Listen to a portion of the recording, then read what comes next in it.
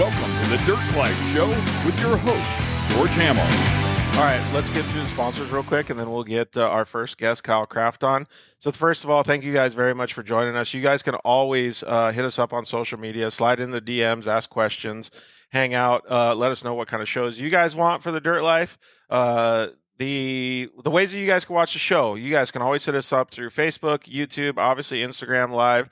Anytime you want to sit behind the wheel of your car, throw it up on Spotify, throw it up on iTunes, all that good stuff. It makes it a little bit easier to swallow the drive. We know that you guys have been hitting up iTunes a lot lately, so thank you very much for getting our numbers up on that.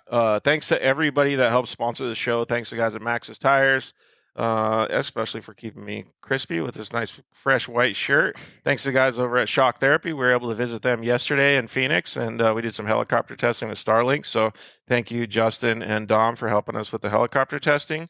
Thanks to guys over at Evolution Power Sports. If you guys didn't see it today, they just launched a turbo kit for the Polaris Expedition. Dude, it looks OEM. It looks so factory. So go pick one of those up for your grandpa rig. I know I definitely am when I get my grandpa rig. Check out Zollinger Racing products. You can get any of your products to match up with some of those Shock Therapy products. Like get some tie rods, get some radius rods, anything that you want. They got the billet bling. And thank you to guys over at Vision Canopy, Kyle and his crew. They are always helping everybody in off-road. So please support the companies that support us. And thanks to the guys at Starstream Pro. All right, let's see here. So Luke, thanks for joining us. Quite refreshing for us co-dogs to get some limelight. Yeah, not just to get some limelight, but I think it's Erica's going to be a good resource for us today because I think we're going to shed some light on tips and tricks too for people that don't race or want to be a navigator too.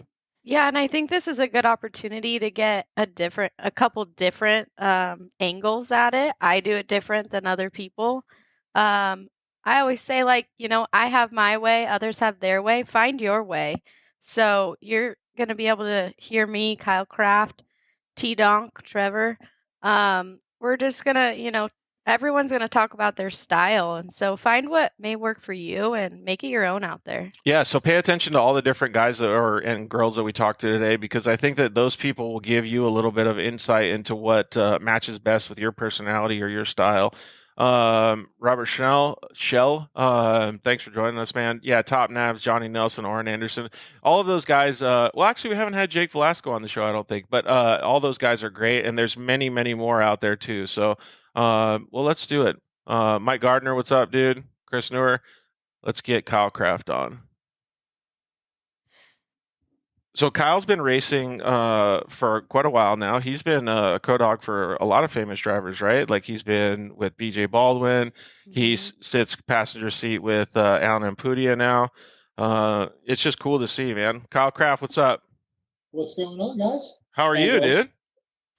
Oh, a little tired. Been working a lot of hours, but yeah, great. Happy to be here. Yeah, thanks for joining us, dude. And it's been a little while since we've seen you, but what was the last race that you were in? Probably the Baja, Nevada. I sat right seat with Michael Scaputo. Oh, yeah, that's right. Yeah. So we did see you over there. And you probably know my co-host today, Erica. Of course. Hi, Kyle. How are you? Can't complain. Awesome. All right. So Dynamic Weapon Solution says, I'm here for Kyle Kraft, founder of Kraft Cheese. Where do we start? Well, I think one of the main things that we wanted to talk about today, and Erica kind of brought it up earlier, was there's a bunch of different styles for drivers, right? But there's also a bunch of different styles for navigators too. A lot of guys like to do it by the book where they're just, following notes, making sure everything's perfect. They do a lot of paperwork. They do a lot of homework, right? And then there's a lot of guys that just shoot from the hip. They can see things differently. And then there's also guys that are in between, right? How does your style go? Well, I started my racing career with James Dean, and of course that the Valley Performance is very old school. So we started off with your basic, super low level, just some icons and sharp corner, 90s, 45s. And then as I got better, I came on to BJ Baldwin's team, and BJ has been using rally notes for a while. And over the period of like 6-7 years, me and him developed a really, really strong language that we both knew very well.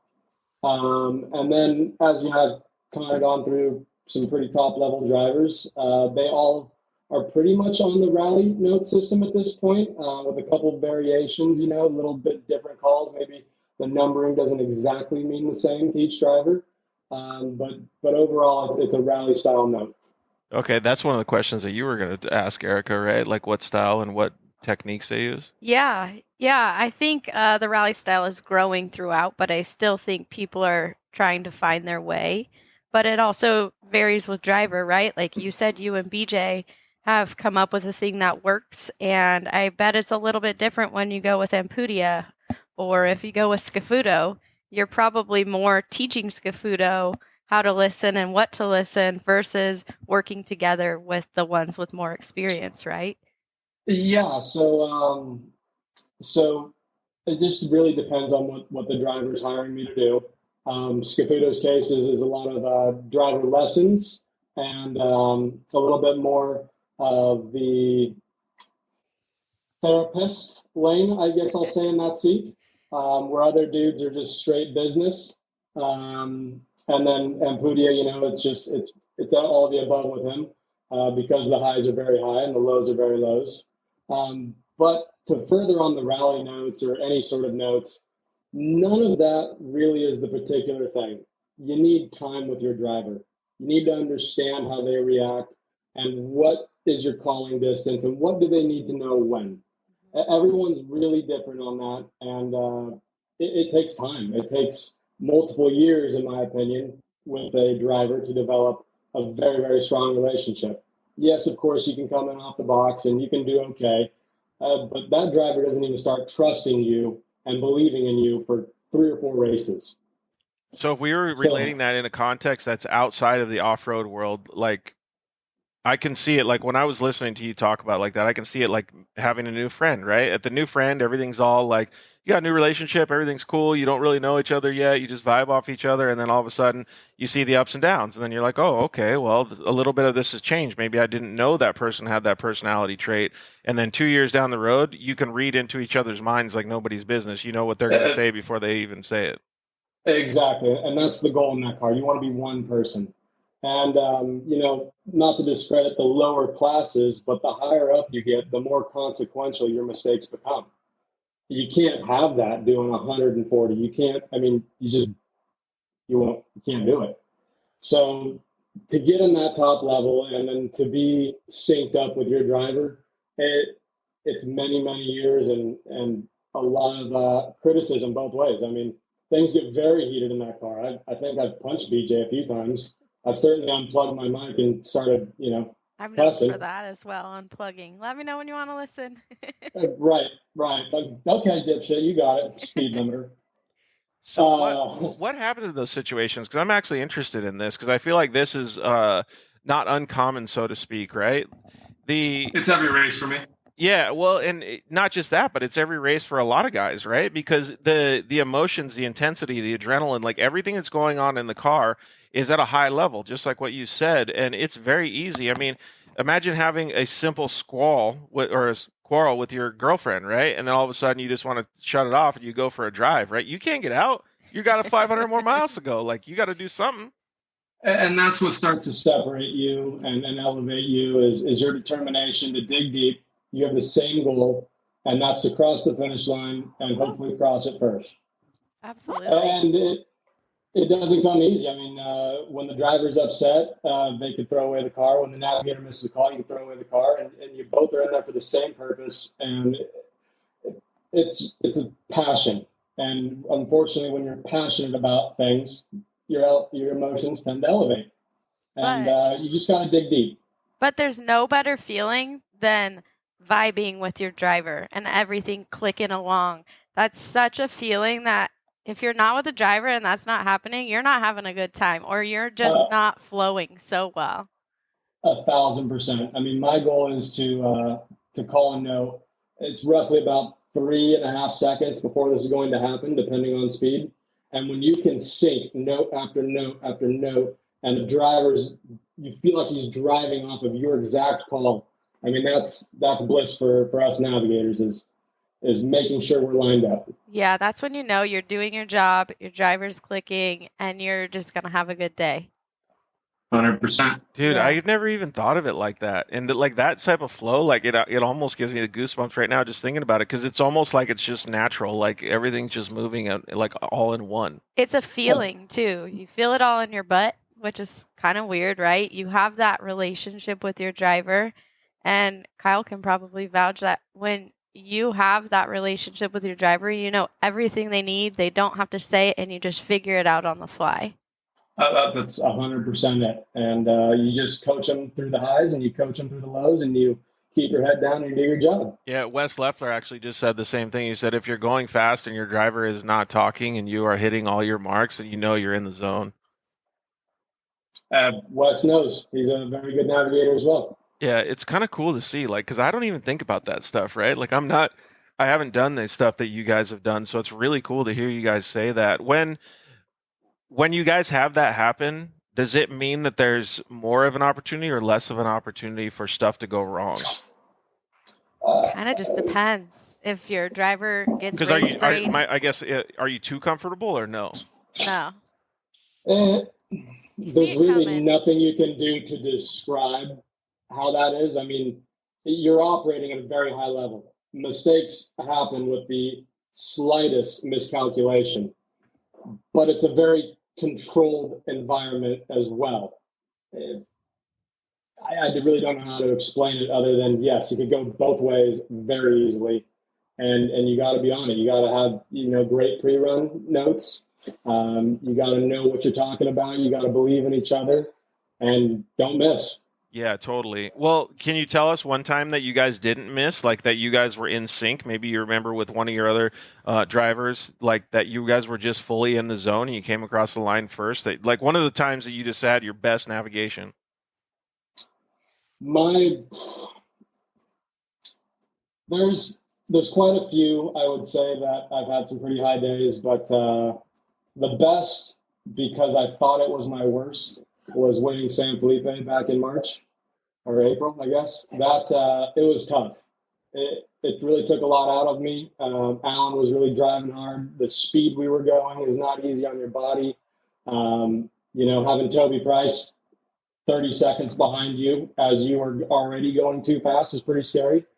And just knowing it was time to turn the brain off and stay on work. I'm not looking at alarms. I'm not looking at temperatures unless something comes up. We're not talking about anything but what's going to kill us. And getting through that was probably my best memory. Yeah, that's kind of crazy. Have you had races like that too? And I Sure. talked to Kyle about this too, like before, and he was telling me, he's like, dude, we were going so fast. He's like, I wanted to tell Alan just to stop and pull over. He's like, I was getting it was so crazy. So yeah, you get it. I don't obviously go trophy truck speed. I'm more on a spec truck. So going 140, 150 is a huge difference. But I will say when you're on the hunt, there's a small discussion that's like, we're going now, and don't look back. And you get tunnel vision. You hope that your guys, your notes are all flowy and you're ready, and that's all you can do. But there's a small discussion 100%. usually before you start pushing that hard, either up a number, down a number, whatever, I want to hear what's that conversation like? How do you communicate that to the driver, Kyle?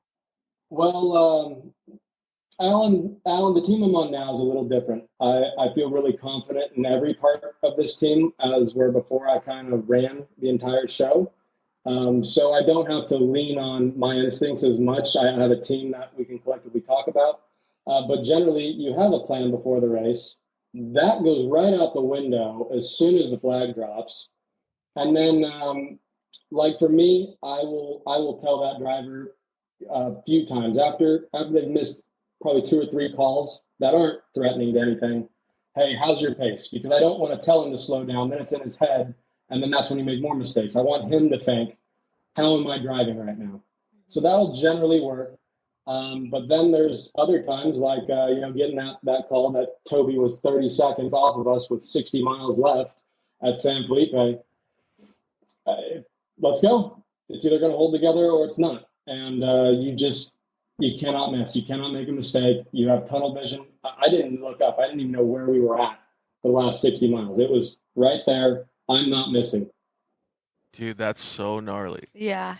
Yeah, and correct me if I'm wrong, but one thing that I've noticed is if a driver's kind of a little out of control, instead of being like, you're driving like an idiot, you need to slow down, I like to maybe just drop it down a number for a couple corners. Then they feel the reel in and they're a little more planted, and then off we go without. You cannot be letting out these secrets, Erica. They I don't even know know, this. but I do teach people this stuff. But it's just, Stop. it's Yeah, no, just a way to get under 100%. control again without being like, you're an idiot, you need to slow down. Now they're frustrated. That's very true. I will typically do that, like if we've got a right one, caution times 100 overrise or something that I've seen him miss a couple times, or he's a little off on.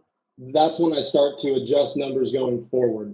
If they keep missing the same call, then I realize A, either we didn't pre-run hard enough to understand this, or B, they're just not getting it. So that's when I typically will do that.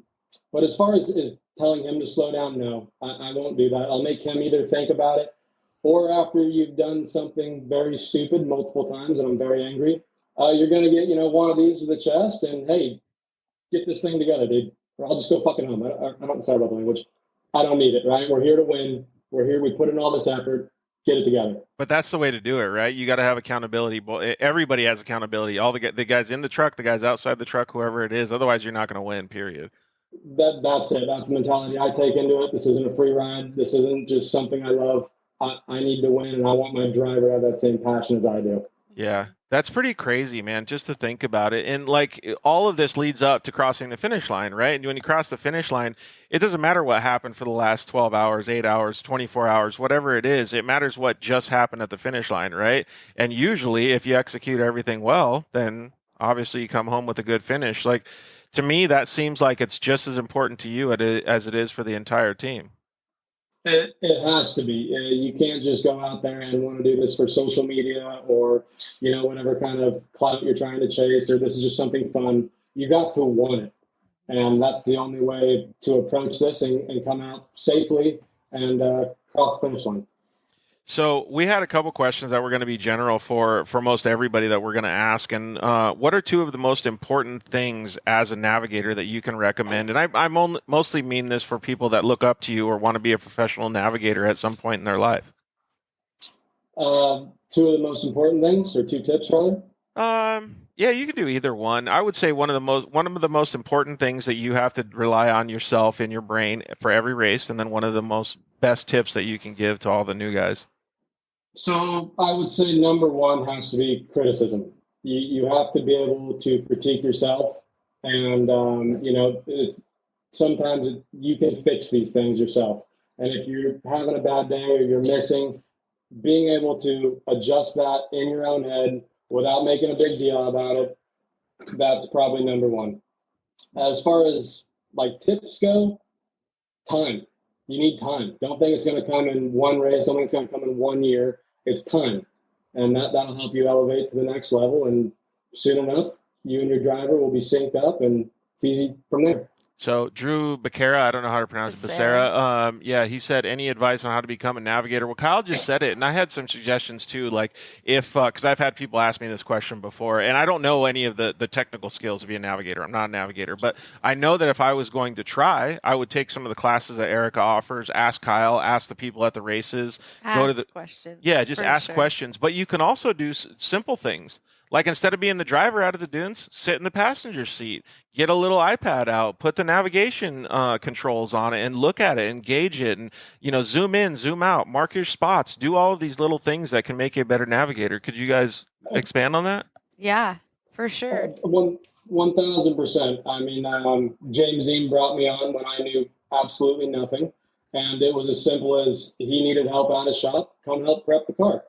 Yep. And then I got the spot. Other ways I recommend for people is go buy a race suit, go buy all your gear and have it. Get on a race team and have it. Be there every race with your stuff. You never know what's going to happen. One day you might get thrown in that seat, and maybe that driver ends up liking you or sees potential.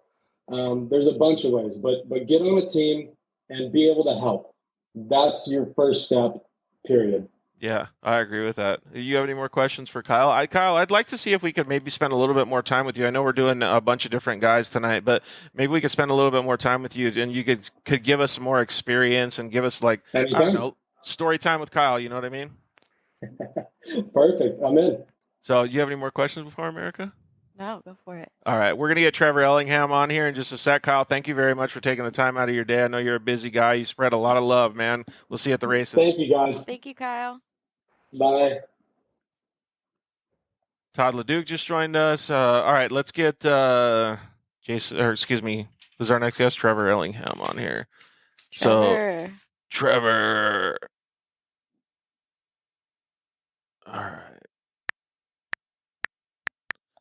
It's really cool to see, like, the other side of it. You know what I mean? Like, I know what it feels like to be a racer, and I know what it feels like for is it asking him? There we go. And I know what it feels like to hold the steering wheel, but I never had enough patience to be a navigator. So listening to what you guys talk about, it's such a special skill. Yeah, it's a lot of trust. It's a lot of trust, but as Kyle just hit, it's also a lot of, relationship, meaning it's a pretty intimate relationship. You're trusting each other. All you have is each other. You have to learn everything about each other. You can't hide from anything. 100%. You're just kind of there. Well, speaking of trust, there's a lot of people that trust our next guest. I know I do. I'd like to have him in the passenger seat with me. Trevor Ellingham, what's up, man? How are you? Good. How are you guys? Doing awesome, man. Thank you very much. Thanks for joining us. Where are you at? I'm sitting at one of my builds in my shop right now. Oh, right on. What kind of It's a build better is it? backdrop than just a messy shop. What kind of build is it? It's a luxury pre-runner. Oh, right on, man. Have you had to navigate in a luxury pre-runner before? I have. How was that? Air conditioning? It's so nice. You're not even dirty. Unless you hit a silt section and there's a crack in the cab. Then Oh. you're kind of destroyed because it doesn't leave either. Wes Leffler says T-Donk for president. Jason Montes says it looks like you have an Android, Trevor. Brand new iPhone. I don't know what's up. Oh, that's Shitty okay. connection here. That's all right, man. Hey, so give us a little bit of a background. How long have you been doing navigation? I started about 12 years ago. Started riding with Travis Bazzano. He's the first one that really gave me a shot, and racing in his 7200 truck, and then into the 6100. Did you like the 7 trucks? Yeah, it was funny. That thing ripped. It was a NASCAR V6. So, it was fast for the class, and it was a good way to get in, and not the suspension worked really well. It's pretty much unlimited. I think it was rules on the width of the truck, but overall it was almost like a spec truck with a V6. Yeah, that's super cool, man. And when you got into that truck, did you know that you were going to pursue I don't want to say a career, but pursue being a navigator and going to the races and keeping in the off-road world? I mean, I was hoping so. I've been around off road my whole life. I went to the Man 400 5 days after I was born to watch my dad race, so it's about as in my blood as it can get. And being how my bank account is set up, it doesn't lend me to be in the other seat so well. So this is the best way to do it. That's good, man. But you've gotten to be able to ride with some pretty awesome people. So a couple of guys that you've ridden with that I know, obviously the Terrible Herbs team. You've ridden with householders, like a bunch of different people. The way that Erica and Kyle were talking, you really have to have a good relationship with the people that you're working with. Oh, for sure, that's everything. I've had a couple rides where it was a little rough. No trust there, and it's our job is not only to try to go as fast as we can, but try and keep us both safe. And when the driver's just flat out not listening, it doesn't work out so well. Yeah, the trust comes from both sides. You have to trust your driver as well to do a good job, right? Yeah, I mean, we're over there. There's not a whole lot besides trying to point them in the right direction. We have control. So, and in other aspects of my life, like I don't like roller coasters because I don't have control of the speed. But for some reason, racing trophy trucks is okay. You got that 5 point. Yeah, but you've also got somebody with a heavy right foot. Right. When you guys are talking about this stuff, it makes me look back through my head about some people that have talked to, friends of the show have talked to us and said, how do I get involved in off-road? And then you say, work on a team, get in a co-driver seat, then you can become a driver and you can, find resources to do it. And I've seen a bunch of people try to make those leaps and bounds, right? I've seen people get in the navigator's seat, and there's a lot of guys that only last one race or one segment of a race, right? But they don't actually go any further than that. But I don't necessarily always think it's because of the navigator. I think it's because of the whole picture, right? Because the people that are, let's just say, as a UTV team as an example, they don't know what they're looking for. They just see that they didn't win a race. They could put it on the navigator. They could blame him. Like, there's all kinds of different things, and it's pretty heavy to take on all those responsibilities and duties. Have you seen that? Oh, for sure. Just like Kyle was saying, it's the relationship is everything, and there's been times where I've ridden with somebody, and it's they're great people, but it's just not something, not another race I would want to do with them. But then on the other hand, it's been the same thing. Like, oh man, I hope this really worked out well. And for whatever reason, we didn't drive. So it goes both ways. But yeah, with starting out, it's like Kyle was saying too, having your race suit, having everything, like being there. I was working at Collins Motorsports when I got the job, or then I got to ride with Travis, and being at the races and helping out and doing everything possible. And just, he saw the dedication, and he saw, I had all my own stuff. So I was kind of the right fit at that time. Then we got to be really good friends, and it worked out. Thankfully, that worked out until he stopped racing for a while. But and it's kind of the same with every team I'm with now. Like, it's the almost a family bond, and it's really really cool to see. It's kind of crazy to think about that, though, because it's not easy to get in the right seat. It's not easy to get in the right seat, but I also think because they think it's an easy job. They think you're sitting there calling rights and lefts. And it's going to be so much fun being in the race, but all the behind the scenes work is what really makes the difference. Yeah, when it comes down to like being ready and being prepared, it's not about bringing your snacks in your jacket and hope you don't break. It's about, are you going to be able to talk your driver off the ledge so that you don't crash? It's about, knowing what the truck is capable and pushing your driver to that limit. It's about, knowing all your temperatures and being able to read them as you're calling notes. And you're not just sitting there, and you're not just, a puppet anymore. It's a full-time job. I always tell everybody. Oh, definitely.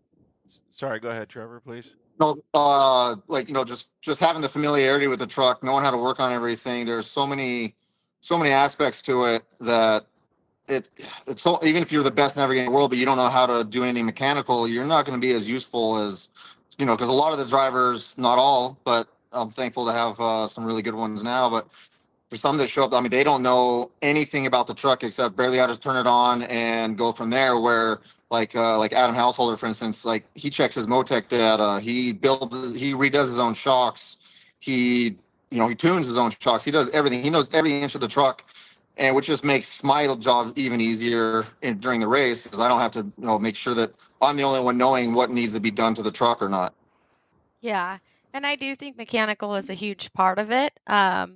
When stuff breaks, do you ever switch off? Because that's something that Sarah and I learned early on. If you get frustrated, like, put the next teammate in, let me in there, because now you're frustrated, you're making mistakes, you're kind of fumbling a little bit.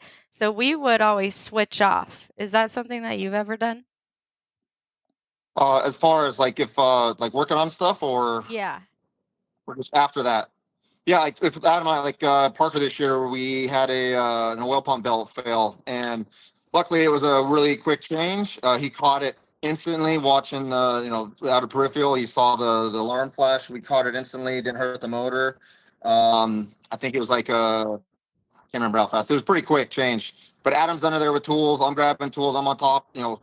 Working together on stuff like that to be able to do it, and it makes it a lot easier. I've been fortunate not to have too many big instances with needing to work on stuff where we would have to, but you have to kind of take your time. When you, like a couple years ago, Thor and I got stuck on the silt in 1,000, and it was an hour-long deal. And I tell them, you sit there, you stay safe in the truck, let me be worn out. There's no reason for both of us to be worn out. You're the one that has to drive. I'll recoup when we get going again. But it just depends on the driver and what they know about the trucks and how much we can really switch off between working on them. Well, and so you guys both say that. This is one of the things that I had told you I wanted to talk about before, Trevor, was how to make sure that you are at 100% or that you don't get your body to a certain level where you're not capable of performing your duties. How do you guys control that? Because you don't just have to do it for yourself in the car, you have to do it for the driver. Like you have to be in sync, you have to know when they need food, you have to remind them to drink, you have to remind them to stay focused. Like there's all kinds of different things that happen. And a lot of it is like what you said, preparation, homework leading up to the race. Like you drink enough water, you get enough electrolytes, all this other shit. Like, how do you guys manage all that? A lot of it just takes time to figure out exactly, and especially like in the vehicle, what works for you. What works for Erica might not work for me as far as what snacks she can eat or stuff like that. Like for me, and I know a lot of people, crustables, like uncrustables at the pit stop, it's instant game changer for my mind. Keeps me going, especially in the longer races where we have multiple stops and putting the miles in. Just the sugars right away, like acting the brain, and then the proteins from the peanut butter. Like it's just trying different things. Like I'll usually before races, so I'm not risking so much at a race. I'll try doing different things like while I'm on the road bike. I live in Vegas, so right now I think it was only 108 today, but we've had a little bit warmer weather before this. But being able to be on the road bike, you're already gassed, your heart rate's through the roof, and if you can keep something down, then most likely you can keep it down in the truck. I have to wear a patch now. The Dramamine didn't quite cut it for me, so but it's just like everything. It takes trying different things to figure out exactly what works to keep you going. Do you know what your driver usually needs too? So you can kind of tell when they're I don't want to say dozing off, but like when they're losing focus. Yeah, you can feel it for sure. You can sense the pace change a little.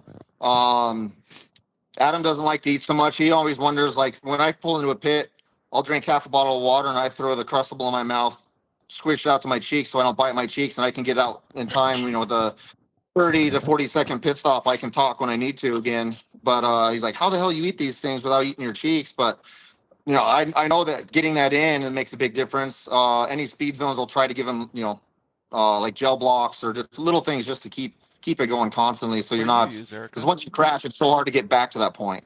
Yeah, exactly. I usually I'm very particular. I like Uncrustables ripped in half. Right. Because they usually hand them to you in a wrapper, and you're like, I have gloves on. Yeah, I'm always like, I don't care how dirty your hands are. Rip it in half, and I'll shove that in my mouth Yes. and move on. No, exactly. Yeah, and I must have a bigger mouth, but I shove the whole thing in and just deal with it and get it out of the way. Yeah. Or I've been known to ask for a Dr. Pepper with a straw, please. Oh, dude, that's dialed though, because then you can fit it under your helmet. Are you the one that separates the Skittles? You only like the green ones or the red ones or No. whatever? That's Somebody just brought up Yeah, some of the Sour longer Patch races Kids. where I know we'll have a speed zone, same thing. I'll try to take a soda. For me, it's Mountain Dew and something with a bottle that I can keep in the truck until the next speed zone. That way, I can get it down and just helps with the sugar levels and everything. And obviously, all the even sitting there, we're still sweating and using so much energy just fighting because we're trying to be relaxed, but you're still, we don't know exactly when the brakes are going to hit. We know a good idea, and the gas, you just have to be relaxed and go with it. But it's draining in the passenger seat.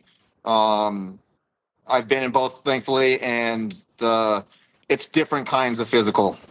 Yeah, I was going to say a lot of people don't understand how much more leverage you have when you're just barely, even if you're holding onto the steering wheel loosely, like you're supporting yourself so much more than you are when you're just sitting there.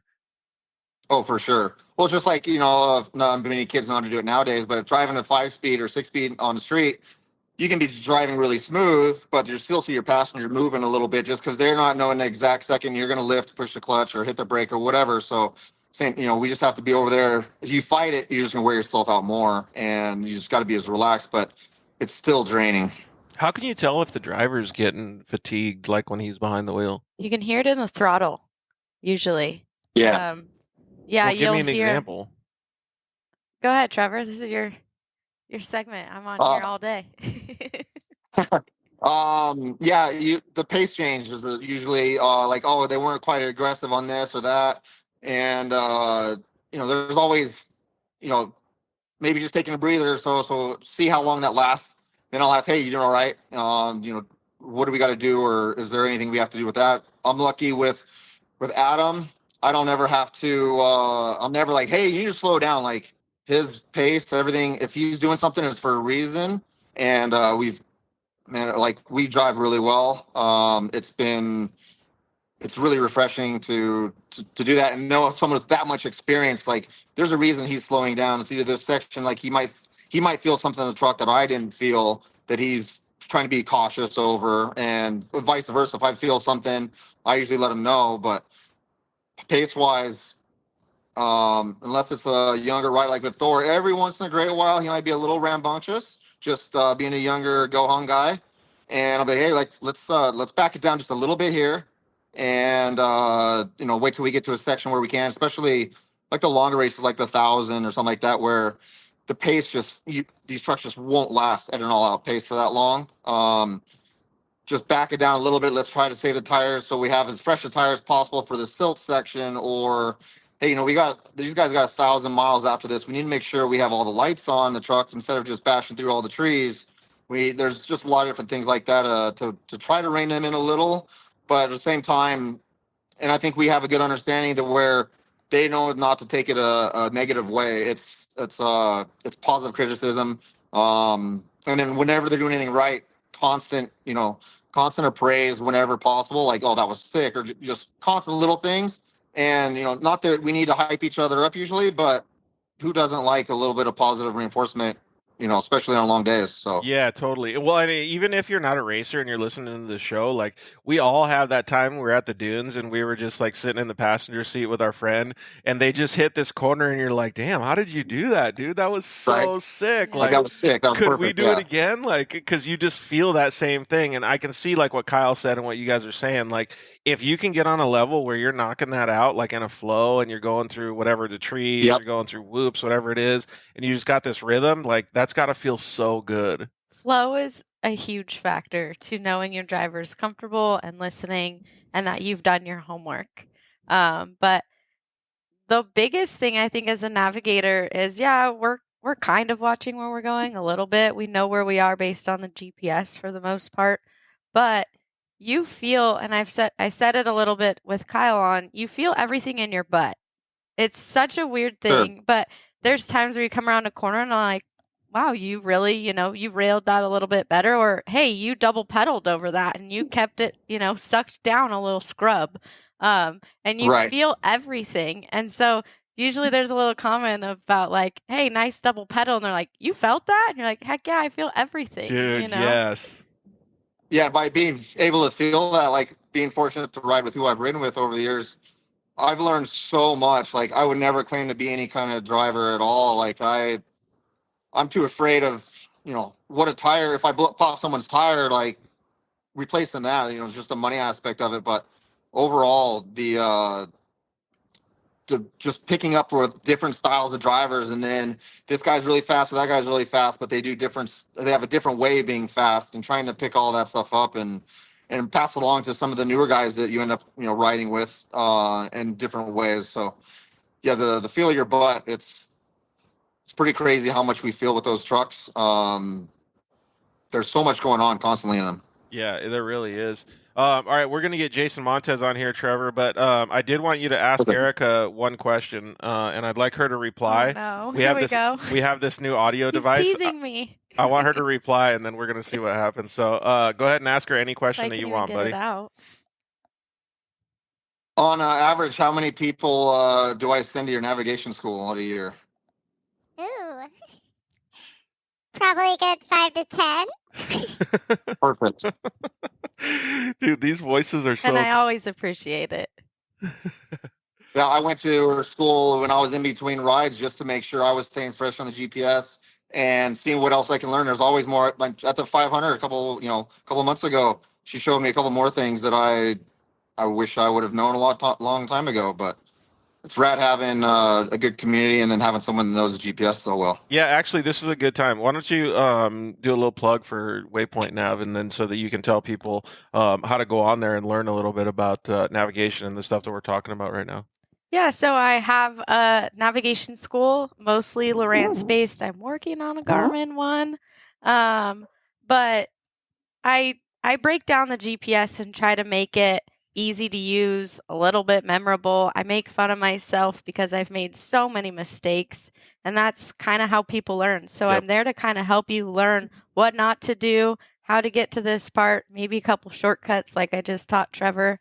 And then I usually try to make myself available for people that have questions after they've taken it.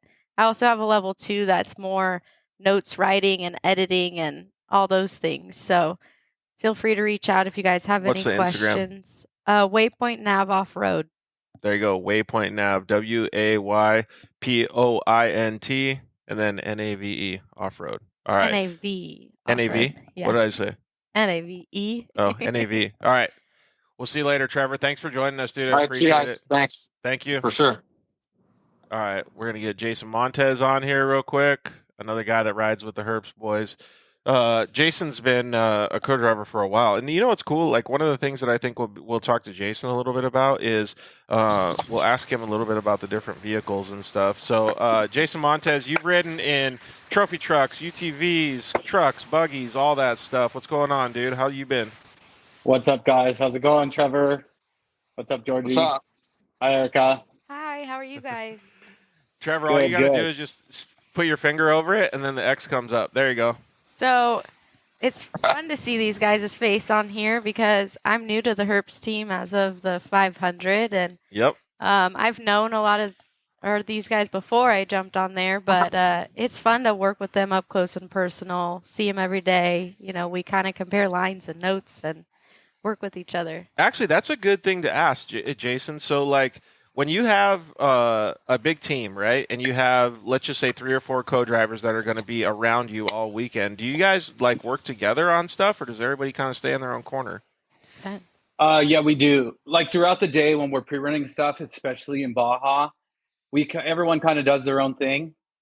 But then when we kind of gather up together for dinner, back at camp or whatever we do, we try to share notes and shortcuts and things that we know or that we've learned throughout the day to kind of help everybody else. Because, you know, like, at the end of the day, we all have the same goal. We all want to be safe, and we all want to get to the finish line and have an advantage. And if there's an advantage that one of us knows, we all kind of chime in to share, you know, different little things that can help us out. Because teamwork makes the dream work. Yeah, so we're all a team and we're all together at camp and stuff like that. But as soon as we start racing, we're all on our own. Each person and each driver in their truck, you're out on a journey by yourself. So you're not really, like, besides some of the chatter you get on the MSAT, everyone's kind of on their own, doing their own thing, and they each have their appropriated chase trucks, and you know, maybe you have the heli fall on you or something, but for safety. But yeah, everyone's kind of out on their own. So we try to do all the homework and share the knowledge beforehand. So when you've been, doing this for a long time, when you have a team environment compared to a single racer or effort, like, how does it differ? So this was actually the first time that I've been with a team where it's kind of the same team. I've been on teams where there's a bunch of different trucks, but we're not really on the same team. So the difference is, like, you kind of get to validate that, you know, what I'm doing is right, or maybe I want to check this section a little bit more, or, you know, and learn from everything. Like, I practiced my tire changes, I tried different things, but everyone was there to kind of show me how they do it. And I definitely took things away from it. Yeah, that probably makes you learn a lot, right? Because it's amazing. Real life experience, like, right in the palm of your hands. Yeah. Yeah, that's it's pretty great. cool. And Jason, you have had the same thing too, where you go. Well, I'll give a little bit of background for anybody that hasn't seen you on the show or knows you in person. You work with the Terrible Herps Motorsports crew. You do a lot of building stuff in the shop. You also, you know, are at the races, sitting in the passenger seat of, well, any numerous trucks, usually the 19 truck, and then you also help out Joe Tirana in a UTV. So you have a lot of different. Sprinkle yourself out there because you want to be at the races, right? But there's a lot of different things that happen. Each individual one of those pieces takes a different skill set. Like, can you explain a little bit of that? Like, how about this? A simple question. The difference between co-dogging in the 19 trophy truck and the difference in co-dogging in a Can-Am UTV. It's a Small loaded difference. question. It's all relative, really, because it's funny. Jeremy Kager just chimed in, and he had a trophy light that I used to race in, and it's all relative, right? So if you're racing with trophy trucks, they're blowing by you when you're in a trophy light, but then when you're door to door with another trophy light, it's the most competitive thing, and that's the same thing with the side by sides. Is there could be, you could be in any class of the race, but they all have their competitiveness, and that's what makes you thrive as a racer. That it doesn't matter what you're in, fast, slow, you're going to go as fast as you can for that in that class and in that car. And it's like we were talking about the 500, the difference between the 6100 and the trophy truck is a huge difference, even though it's the same identical truck besides the motor. It's all relative to the class, really. Like, you can be the fastest in any of the classes, right? But you're going to have just as much competition in the class. But it's like how would I put it? It's like walking a Chihuahua versus trying to wrangle two pit bulls kind of Yeah. deal. No, It's a little, it's a pace change. You have to be very observant, because the things, obstacles and terrain in the trophy truck are like triple danger in the side by side, to where the speed is all relative and some of the stuff doesn't affect you. It's like a dirt bike. Like, the side by side is smaller, so the road gets bigger.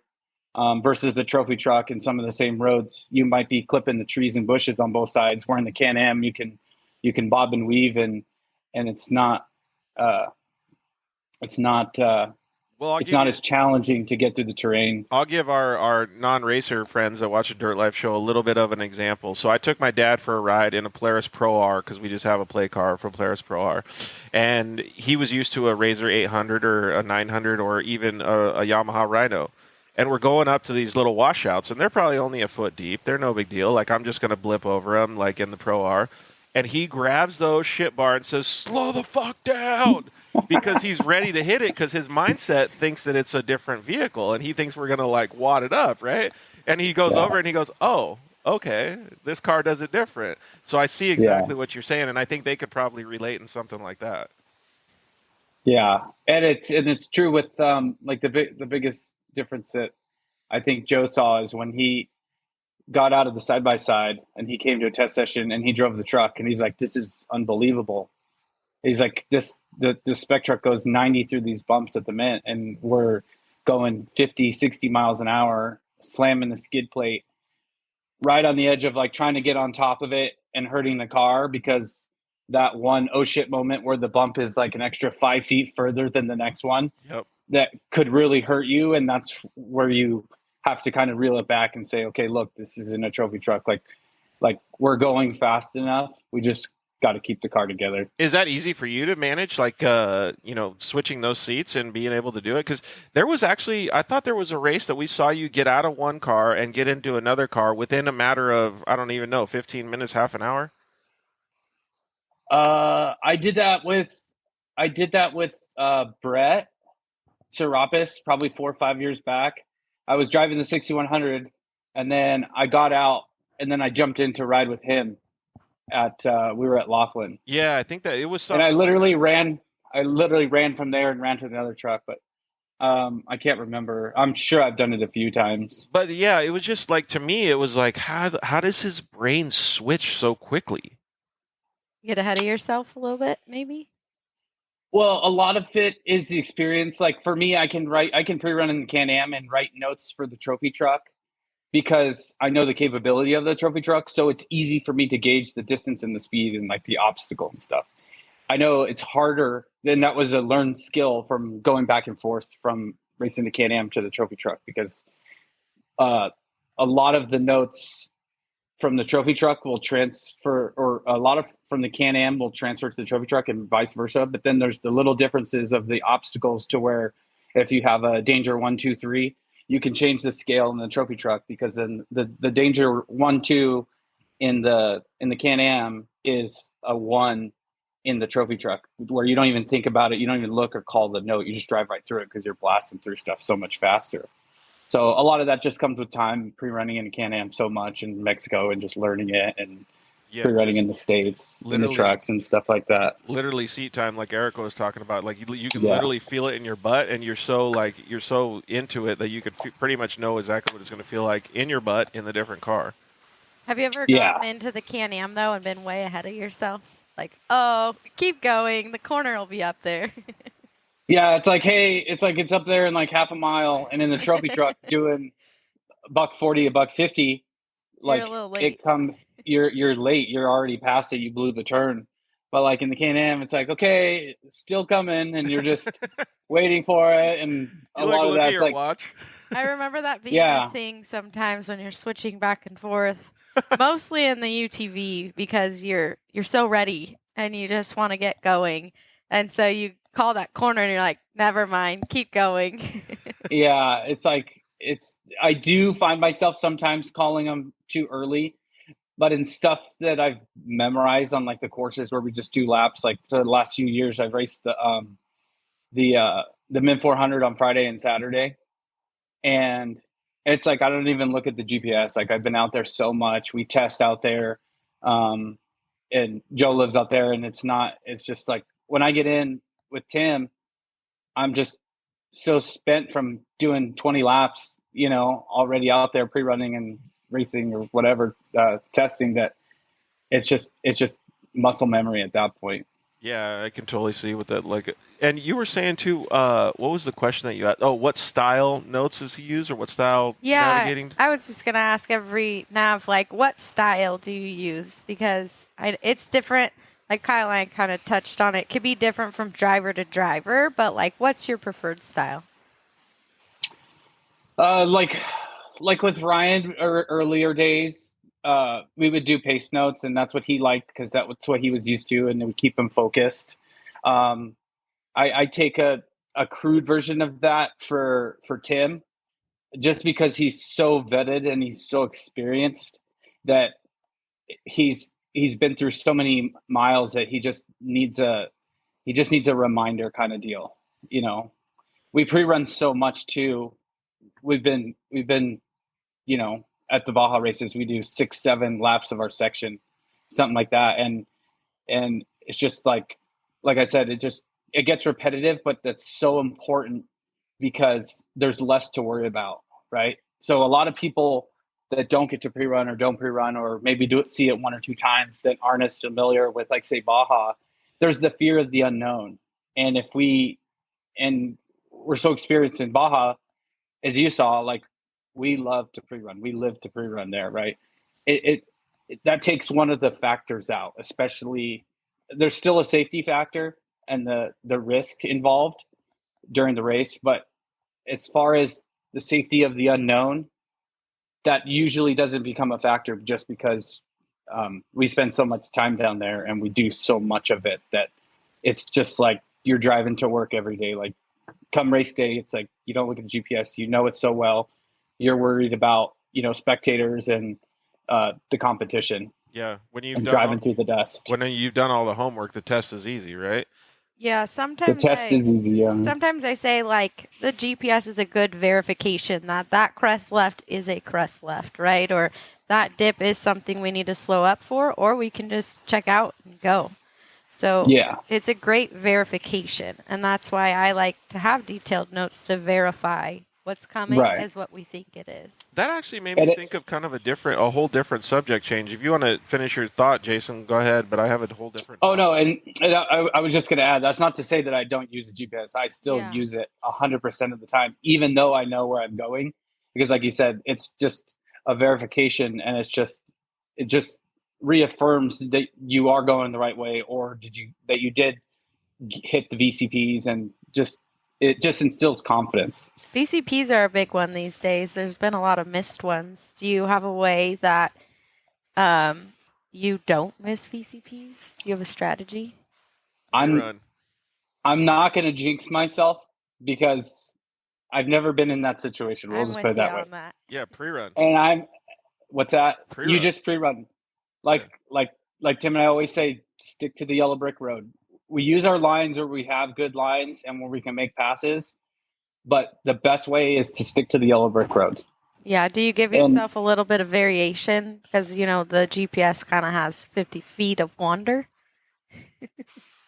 Or you For just the stick most to it? part, when it comes to VCPs, we'll make sure we're on course. Yeah, Other than that, it's free game.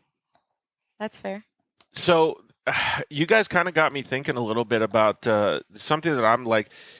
You're not just a navigator in the car, right? You're also a therapist, or you're Dr. Philin all day, right? And I always wondered this because I'm at the starting line a lot of times. I'm at the finish line a lot of times. In between, I can't see what you guys are doing. But I can see when I'm standing with you guys at the starting line, let's just use as an example, that you're using all your intuitive brain to gauge what the attitude of the driver is on that day so that you can adjust your mental capacity to match theirs before you take off on the starting line. Like, how do you even do that? Because that's like reading like Dr. Filling somebody every time you have to get in the car with them. It's crazy. Some days are better than others. Most are good. I think usually leading up to the race, either the day of or the day before, you kind of have a good vibe on the attitude and how things are going to go, depending on where you qualify, where the race is, how long the race is. You know, that plays a part. You know, you can rely on different things to kind of help gauge what the vibe is and where you're going to be needed, whether it's a driving coach or you're just calling turns or, like you said, a therapist. You know, it really depends. And then things change throughout the race, so you have to just be able to adjust and like we always say, adapt and overcome. Yeah, exactly. Being intuitive is a pretty good quality. I feel like that's really necessary, not just in the daily life, but in the navigator seat. Yeah, I think we tend to be a lot more intuitive, but that's why it's nice to know your driver. Know, you know, is something off? What do I need to do to get them out of this funk? You just kind of have to know. If you don't know your driver necessarily, you don't know if you can push them. You don't know how to get them out of the funk. You don't know all the unknown, right? It's just kind of like. Have you guys ever had? Well, let's ask you, Jason, to answer this first. Have you had a day where there was just all friction all day? Or were you able No, to- because you I were able to push usually. through it? Yeah, you either push through it or, I mean, you have to look at the good. Like, we've had races where it's like Laughlin day one, we got beat. And then it's like, we can't worry about this because we're going for broke. Like, we have to just push through and think the best of things because, you know, everyone's going to give it their best, right? And your best has to be just a little bit better. Right. Yeah. Yeah, that's a good point. Something at the beginning of the race that I like to do is get a little bit ahead because it takes drivers sometimes 30, 40 miles to get settled in.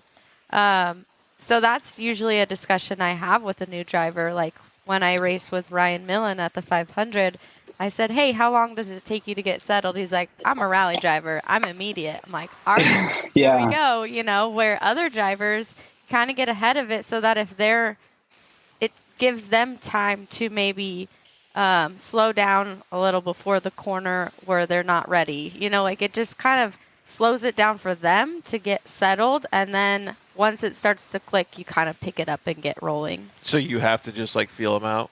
Yeah. Yeah, there's times where you just have to kind of, all right, here we go. What are you feeling? Are you ready? Yeah. Yeah, and I think it varies. Like when I race with Ryan, like you said, he's a go-getter. Like he's used to qualify. He did very well qualifying, and I tell him like, look, if you don't go, someone else will. So get on the pipe. And he was always ready to just, as soon as we started qualifying or the race, he could switch it on just like that. You know, and Yeah. other people they need a little bit more time. You know, Tim likes to get settled in, and he'll get 15, 20 miles under his belt, and he's still running a good pace. But then he's like, I feel it. I feel the pace pick up, and I start feeding him more information, and it just instills confidence. And I'm like, okay, you ready? He's like, I'm here. Let's go. And Yeah. then I know then it's game on, and we're going. Dude, that's super cool. I bet you like when he feels that, he's like, yeah, let's go, like Yeah. ready, like he's just getting ready to rip. Hey, what's Most of the time he never gets amped up. Really, he's we have like a very good relationship in the car, and there's a ton of trust, and we never really get worked up, unless we get frustrated, like being stuck behind someone, like the San Felipe footage. We we kind of messed up a little bit in qualifying and got towards the back of the pack, and we're like, man, we're gonna have to pick off like 10 of these guys till we're in like our like sweet spot of where we should be. And it was frustrating, just the thick dust and trying not to crash, and then just giving her hell when we had a chance to. And it's just you kind of gotta gauge it. It's like a time and place kind of thing. Like, we switch it up, you turn it up when you need to, and then you run smart and you stick to your notes, because everyone knows, like, as soon as you catch someone, or as soon as you're getting caught, like, everyone sees red and you throw it out the window. And that's where we stay level-headed, and we're like, okay, we gotta be smart about this. So that's actually a really good topic that I think we should bring up for like to close out your segment is, how do you do that? Like, how do you trip and fall and then get back up again? Because those are very difficult things to do. Because, like, let's just say for whatever reason you get a flat tire, and then it's like, okay, well, fuck, I got to catch up, and then you just pin it, and all of a sudden you go get off course and you get lost, and you got to come back on, whatever the situation is. Race brain. Yeah, exactly. How do you recover like from race brain? Or even more so, how do you guys fix the driver to recover? They get to sit there. Yeah, they get But they everybody's sit emotions there. be running so high. No. Yeah, we usually don't get emotional. Like, I try to we keep it cool, and even if something happens, it's just like, yeah, that's kind of racing. But you can't let those things set you back mentally, because then that's when it starts to affect your racing. Like, if it's a tire, no big deal. But like a few years ago at the 500, we left the pit, we got a flat. 1 minute later, we get another flat. And then like 30 miles later, we get another flat. Dude. Then it's like, okay, something's going on. We need to like chill, because we're stuck here. We have no tires until the chase truck got there to save us. So it's like, okay, now we got to be smart about this. So, but you have times where like you either crash or something like that. Like, it happened with us this year at the Mint. Like, it was, at first it felt heartbreaking, and then once we assessed the situation that everything was good, we got back going. It was a Joe. He collected himself, and it's like, okay, dude, we're still fine. We're not hurt. The car's in one piece. Just keep going. And then, 20 minutes later, get back to the pit. Car's okay. Then the morale's back up, and it's like, hey, we're still in the hunt. Like, we need to get back to where we were mentally. Dude, it's so crazy. I love that you guys can switch it off on and off like that. I always told everybody, like, one of the best things about a racer's brain is that they can forget about all of the mistakes that happened in the last corner and just keep moving forward. Like, that's exactly what you explained. Like, those traits are very difficult to have. So, like, that you guys have those and you guys can push those onto the drivers is pretty amazing. Sometimes. Yeah, most of the time you can. I'll say I wasn't very good at that at the 500. I got pretty frustrated with myself. But then the cool part is even if you're frustrated and you're like, well, we could have won, but we got a flat. It didn't go well. And then you get out and they're like, you're in fifth physically. And you're like, what?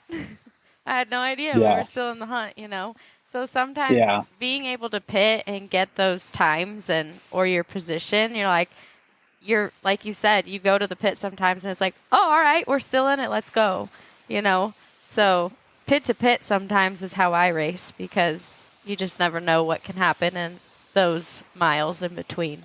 Yeah, you can divide it up, eat the elephant one bite at a time, right? Hey, Jason, what's a tip that you would give to the newbies if they want to get in the passenger seat? The newbies for the passenger seat. I would say learn from someone that knows. that you can just kind of tag along with and learn from, right? Kind of start to get your ducks in a row. I think Kyle was saying, or Trevor was saying, get all your gear. You never know what can happen. You know, there's people that have just been thrown into race cars that have no idea, and then they end up loving it, and then they end up pursuing that. You know, so just be prepared, learn from someone, because that's going to be the biggest help. It's just a transfer of knowledge, and it'll help expedite you to where you want to be. Yeah, totally. So Drew Becerra just asked if you offer training courses. Eric offers training courses with a lot of the GPS stuff. What about you? Yeah, Drew's just been trolling you guys. He's been trolling everybody. I know Drew for a long time. He's a great mechanic and a very experienced navigator as well. Yeah, he is. Drew's my birthday twin. We're twins. Same day, same everything. I like that he's trolling us, though. He's probably like making our algorithm go up. Keep it up, Drew. Drew's awesome. He has a lot of experience as well. So when's the next time you're going to get in the seat, Jason? We're racing the Baja 400. Sweet, man. All right, so we'll see you at the Baja 400 pretty soon, dude. You want to throw any shouts outs to anybody before you dip? I wanted to shout out to Starstream for always keeping us on mute, but the video rolling. I appreciate it, buddy. All right, have a good one, dude. We'll see you soon. All right, bye, guys. Bye. See ya. All right, we're gonna get Evan Weller on here too. I do have like one of those things where you guys were talking about people being ready. Flipper was on, and he got in the Evan Weller right there. I don't know why it's doing that, dude. Let us do it. Okay, there we go. It changed. The app got updated. We're like one of the Honda Talons had to get, like the co-driver had to get out, and they were like, "Dude, does anybody else bring their suit? Anybody else bring their suit?" Like 3 seconds later, we weren't even looking, and he was jumping in. I was like, "Where the hell did that guy come from?" Jumped in. They just took off. It was so badass. It happens all the time. When I wasn't racing because of my neck, there were so many opportunities that I was kicking myself for, but it's fun, and then you get to hear how it was to just jump in and go, not necessarily mentally ready. You just get in and go. Yeah. All right. Well, our next guest, he gets in and goes with a lot of different trucks. I've seen Evan Weller in a few different trucks. He rode with Caden McCachran in one of the Geyser trucks. He rides a lot with the Honda Factory Offroad Racing Team and many other ones. What's up, Evan? How are you? Doing good, man. How are you doing? How you doing, Erica? Hi, Evan. Yeah. How you guys? When was the last time you guys got to hang out? He called me to try to get me back racing. Oh, really? I know. We got to get Bader going again. Yeah, he And then you get in the Herps truck. I know. It was a ride I couldn't pass up. No, that's a great deal. There's only a few people I would jump in with, and when Ryan Millen sent me that, I'm like, I guess I'm going racing. I know. When holding off. No, that's a pretty cool deal. You got to do a lot of miles with them, Yeah. That'll be really cool. It was cool with the whole Bader thing. I think that you kind of brought that whole program together when they were racing, and it's a bummer they're not racing, anymore right now, or whatever is happening with their program. But he speaks very highly of you as a navigator, along with Dan Fresh. So because I still ride with Dan Fresh from time to time in his little rock buggies. Yeah, and I think I don't know if you were on here earlier when Kyle and Trevor and I were talking about relationships. Mm-hmm. It's such a relationship thing with your driver where nothing weird, because I'm a girl with guys all the time. Mm-hmm. But you just get to know each other so well that the relationship happens, and then you can figure it out. You know what each other are like. You don't have anything to hide. They know that you're going to get grumpy day 3 because you're a little bit sore and a little bit tired. And they just show up with snacks sometimes. So it's a thing. Snacks repair relationships. Oh, there's these things called, what are they down there? Crankies. And I was calling them Navigator food for a while. Is they really called crankies? Yeah, they're like these gross chocolate-covered things. Have you ever had a cranky, Evan? Never heard of that. No. Usually I just get Nutri-Grain bar or a piece of turkey or something. Yeah, I was gonna say maybe Evan never gets cranky. I don't know. I used to try not to. Kellen was a huge. He was somebody that just really taught me a huge influence on my racing. And one day I showed up and gave him some crankies, and Really? we just named it Navigator Food. So That's hilarious. Well, Evan, you've been you do on a daily basis. You guys prep trucks, you guys prep cars, you guys prep UTVs, all the different ones, right? Mhm. Erica's been talking about the feeling that you have in your butt, or the feeling that you have in the seat when you're in a car, right? That you know what the driver's doing. You can feel if it's smooth, if you feel the flow's going, if you feel that the flow is off. Do you think Yeah. that you working with the teams and the vehicles and all that stuff gives you an advantage? Like, does that help you when you're in the seat? I don't know. I think it adds an extra element of stress. If you're prepping the car and it comes out of your shop and it's, a program that you care a lot about, when you're in the car and, trying to race competitively and taking lines that you're not sure about, in the heat of the battle, I think that's where, the extra element of stress. So I don't know. I've had some of the most fun racing in cars that I have not prepped, just kind of show up, arrive and ride. And, I think it's a blast. I've also been spoiled lately. I've been riding with a lot of really fast guys. So I kind of get, a little bit of everything between the Grabowskis, Christian Serapis. I got, like I was saying before, I got to ride with Dan Fresh. That guy can drive. Holy he's crap. a very smooth driver. I did that Baja Nevada race with him 2 years ago, him and Bader. That was the last race they raced. And I think that was the first race I did with Dan. I think I did like an Ultra 4 thing with him. I can't remember, but I raced in his bomber as well. But anyways, that was a blast. The car wasn't like set up very well, and it was kind of slow, but it was a blast. Dan knows how to throw the truck around, and he can like really read terrain. Where sometimes, you get in with someone who, you don't necessarily go to Mexico with or go ride with, and you go test with them. Like, oh crap, is this guy, capable of doing this down in Baja? But you can tell when you get into a car with like a Grabowski or a Serapis or, Caden McCachran, man, oh man, that guy is fast. So, I just think, there's a whole element of stress that's added when you have some skin in the game, especially from my vantage point. Dude, that's super cool. Yeah, and one thing I want to say real quick is a couple people have chimed in saying that the microphones are maybe not coming through our audio equipment into Instagram. So sorry about that, guys, if it's not happening. But we have everything working on the mixer, so our main focus is always on for iTunes and for the Spotify stuff. It looks like it's Is it working. these? Should I take them out? No, I don't think it's you. I think it's us our over end. here. I think Okay. we can hear you just fine, and we can see all the stuff working on for the audio stuff. So Okay. just whoever's on Instagram, if you need us to speak up, just tell us to yell, please. So Yeah, I do think it adds probably a level of stress, but then there's also the other thing where like you and your guys tightened all the bolts, right? Like you know that certain things are going to be well done. I know that with my racing program, I wasn't a navigator, obviously, but I was always able to understand, hey, you know what? I know exactly what that sound is because I tightened that bolt on the drive shaft, or I tightened the differential, or whatever it is. So I think there's both ups and downs, right? Yeah, it's honestly not even in my head about the prep side of it. It's part failure. We've had a few things this year that we've, caught early, and then, some other things that have taken us out of races that have just been plain, part failure. Yep. And that's the biggest thing is like, when you don't have control over something and you bolt it in the car and you do your best to, dyno it properly, break it in, test it, maintain it, and then, you don't get the miles that you are planning to get out of it. So that's something that is, I think, the biggest stress case that I have is like, oh, is that part going to fail? Or, does that change that we made going to, be something that we want to do to go down to Baja? Because like we're constantly trying different things. We got a lot of cool little programs going on right now between like Mike Marsal, the Spy Brenthal truck that we do here, and then the Alexander Ford, Jordan Poole, Ryan Hancock, their program.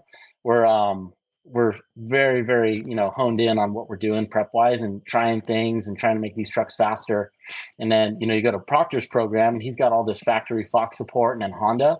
It's pretty amazing. Those guys will come up here and they'll plug their little computers in and, Game Boys or whatever. And I don't know what they're doing, but somehow the truck always goes faster and faster.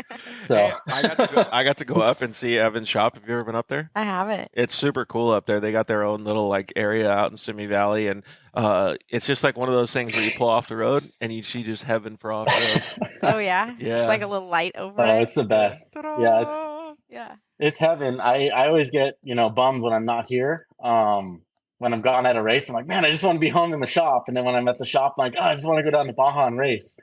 So it's always a catch-22. Is it actually? That's actually a really good question. I'm going to go off book here and ask: do you like racing in Mexico better or the United States better, or do you have like a personal favorite track kind of thing? Like, Yeah, that's a tough question because the majority of our business is in Baja. It's like everyone races Mexico now. There's not a whole lot of, I wish it was more competitive stateside. I really do, but other than the Mint 400 and Parker was pretty fun this year. They had the back-to-back Parkers, but Mexico is where all the competition is, and the majority of my customers that are racing spec truck, they want to race in Mexico. So I love Mexico. It just adds, a whole nother element of complexity to it. And it's very, if you got the right team, the right guys, and they all know what they're doing, it goes very smooth. But it's taken us, in a short period of time, it's taken us, a lot of learning to get where we're at. And we've only been doing, the pit support stuff for, 2 years now, with our customers. Before that, it was kind of like, hey, we'll prep your truck, pick it up and go down to Baja. And then I would go, support Honda, because I was, obviously riding with Proctor back when he was still racing. But now it's kind of grown into where I'm starting to build up our chase assets and our team. We got our California guys that go. Most of them work here at my shop, and then a few other guys that, are in California. And then our Arizona team that meets us down there. And, with the mixture of the personnel that we were able to put together in the past 2 years, it's been pretty awesome. And then, occasionally the help with the Grabowskis, they got 4,000 people on their team. So it's pretty awesome. If we ever need help, we just, give Dusty a call, and they can always, or Jack's kind of the ringleader with all that. So yeah, I don't know. It's Baja or stateside. I like Vegas to Reno. Vegas to Reno is probably my favorite race. Everyone always laughs when I say that because like, oh, Vegas to Reno is boring. But I like Vegas to Reno. I like the terrain up there. I just did that Baja Nevada race with the Eisenhowers, and that was fun. The course was not super fun, but being up in Nevada was cool. yeah, those The lack of course markings.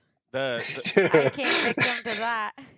Yeah, that was not really like ideal for fast racing. I can't imagine the first guy going through there, in a trophy truck or spec truck. That Jake Johnson guy sure is fast, but if he was one of the first guys going through some of those trails, I don't know how you do it. I mean, we're driving up the side of these mountains that are like you're twisting through trees. The truck width will barely fit through some sections, and you can see that maybe 4 people have driven through there, even though a whole train of people. Nick and I were pretty down on time on the first day. We had a fun first day, but yeah, no, it was good. Well, I pre-ran that whole course before you guys went there, like 6 weeks before You guys did? went there. Yeah, so I was the one that mowed over all the trees for you. Oh, Did thanks. you mow over the markers as well? No, I didn't get to mark the course. I honestly I relate it because I heard everybody say it was the best course to the worst course, right? Like I heard all of it, and I love Day it. 2 was rad. Yeah, and I love it Sorry. when people say this because it's both, right? Like Yeah. this is where off-road racing started. They gave you a Mm-hmm. destination and a start point, and you just got there however you wanted. Like that's how it started. And I get it. Like I wouldn't want to fuck up my car. I wouldn't want to like do anything like run over bushes and stuff. Like so, I understand the whole situation. But this is how things evolve. This is how things get better, right? So I give those guys at Legacy a lot of credit for being able to do what they did. And it's not even like messing up the trucks because I think everyone knows what they're getting into. It's more just like a flowy race course that makes sense. Like the thing that stressed Nick and I out, and it's not to bash it at all, but like we were in this one section, we had just passed this car that was holding us up for a very long time. And we're in the trees, and I'm like, we're on GPS course, and all of a sudden the GPS course goes way to the right, and we're still seeing the ribbons. And I'm like, Nick, just keep going that way because the course is way over there, but we're not going to go drive through the trees. So I don't know. Other than that, it was a blast. We just, it was a little more hairy than we wanted it to be at times. But, those guys drive pretty fast. And I don't know, Chris is a great driver. Nick's a great driver. I rode with Chris day 2. I used to ride with Chris a lot back when I first started doing all this stuff in his F100. I used to do all like the Laughlin and Prim races with him, Ridgecrest, the night race out there in Jean. And I hadn't ridden with him for a very long time. And I rode with him a couple, month ago or whatever it was. And it was a blast. He's so like laser focused on doing well and doesn't talk, doesn't say a word the whole race. And he starts, he gives you a little head nod. And then, you finish and he gives you another head nod and you get out and part ways. So where Nick's like, his hands are doing this the whole time, his hands are barely on the wheel. We were going like 125 and he hits this jump and he just does this. And I always see him do it in his videos. Like he does this thing for the tuba and the video guys where he sees the videographer and he'll launch the truck and then he just goes lock to lock. And I'm like, dude, is that really necessary? Like, why are we doing that, Nicholas? Hey, so I don't know that he's doing it for the same reason, but like when I raced RC cars, the professional RC guys do the same thing. RC cars aren't inside the car, though. I know, but they do it to check the steering wheel. So I think Nick's doing it for the gram. I honestly think. Well, if he's doing it for the gram, that's fine too. But like, there is like a reason to do that. Sometimes. Yeah, that they're not. It looks cool. The car. Yeah, all I think because like he's racing, he's just thinking about racing and going as fast as he's going. I'm just thinking, man, if that steering gear locks up and we're full lock left, that doesn't bode well for us, in the truck. So, dude, that's crazy. I don't know. Doing it for the gram. No, they're maybe I don't know. Those guys are awesome. They have a pretty cool, social media page. Everything they do is awesome. They're hilarious. So no, it's awesome. I like racing with the Eisenhowers. I wish I could do it more. It's kind of cool that you've gotten to ride with, well, Erica has too, but like that you've gotten to ride with so many different people, right? Do you have like some memories in the past or some stories that have been like, wow, I was a little bit nervous to ride with this person, but they totally like, made it better once we got behind the wheel, or like, holy crap, it was crazy. Yeah. I mean, that was honestly how it was in the beginning racing with Proctor. Because I did most of my Mexico stuff was with Proctor in the 7 truck, and then it turned into the Tisco 7 truck, which was, a pretty fast truck. When we were racing, we were always racing with spec trucks and class 1 cars and all that. You guys had a good pass on us one time. Yeah, KOH. That was was that KOH? Yeah. That was fun. They came out of this narrow little section and popped out. And I'm like, well, that was awesome pass. I love stuff What vehicle were you in? I think I was with Bader. Yeah, you were with Bader, either Bader or Dan, right? Yeah. I don't know. It was for sure the Bader truck. Well, so give us a little bit more of a rundown. Like, tell us the story of how they popped out. I want to hear it from Evan too.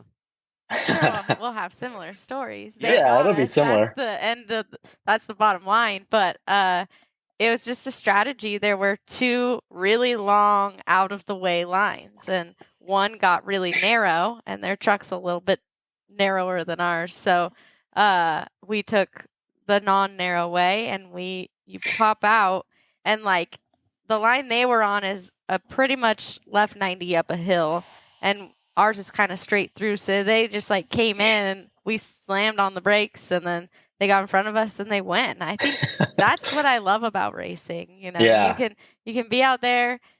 It's not ferocious. You guys are just like, you're racing your race. And I love that. And I love passes like that. Did you know that you guys were going to give them a run for the money right there? They did. Yeah. No, we did. We were, they were super fast. It took us a while. I remember that same race. I think that was the race that Dustin Grabowski passed us. Like we were standing still. I didn't even know a truck could go that fast in these rollers. And it was off the start, and I think we out qualified them, but they were like right behind us. And we went over the BJ hill. We're going down those, the big whoops, and all of a sudden we just feel bang, like right off the bat. I'm like, oh, there must be a truck behind us. And then Dustin goes by us, like, wow, that truck is really fast for a spec truck. And then we were on them, within maybe 30 seconds of them for the next 20 miles. And they're in these rollers. And I remember we were trying to keep up with them. And I just see their truck just launching, like, wow, how is he going that fast? And then Proctor and I ended up getting a flat, like 5 minutes later. And then we were way down on time. But later that race, or sometime later, we ended up catching up to you guys. And then we were kind of in your dust. And then I told Proctor, like, hey, you got that left turn. Should we try it? And we tried it. And, it ended up working out for us. But I would have been, on the receiving end if it didn't work out. That's the one downside of being a navigator sometime and calling out for the driver, like, hey, go try that, or go try that line over there. If it doesn't work out, then they're just looking at you. Like, why did we do that, Evan? Dude, that's actually a super good point to bring up. So when you guys are writing your course notes, do you guys have spare lines? Oh yeah. Yeah. How does that That's work? Like how do you do that? Like, so Erica probably has a lot more than me, but like when I go with with like Christian Serapis, we'll go pre-run like San Felipe, 250-mile race, and he'll go put 2,000 miles in pre-running it. He'll know every single like little stick, and we'll have all these alternate lines, and I put notes in there like, oh, if we're in this much, if we're on someone, we could take this line, or I have all this like lingo I put into the GPS when I'm really like pre-running. Montes says it's always our fault. That's 100% true. Yeah, but no, so Christian's big on that. I enjoy doing that. Pre-running with him is always fun. And then he kind of just leaves it up to me. He remembers the course. A guy like Christian, he'll literally remember every inch of the course.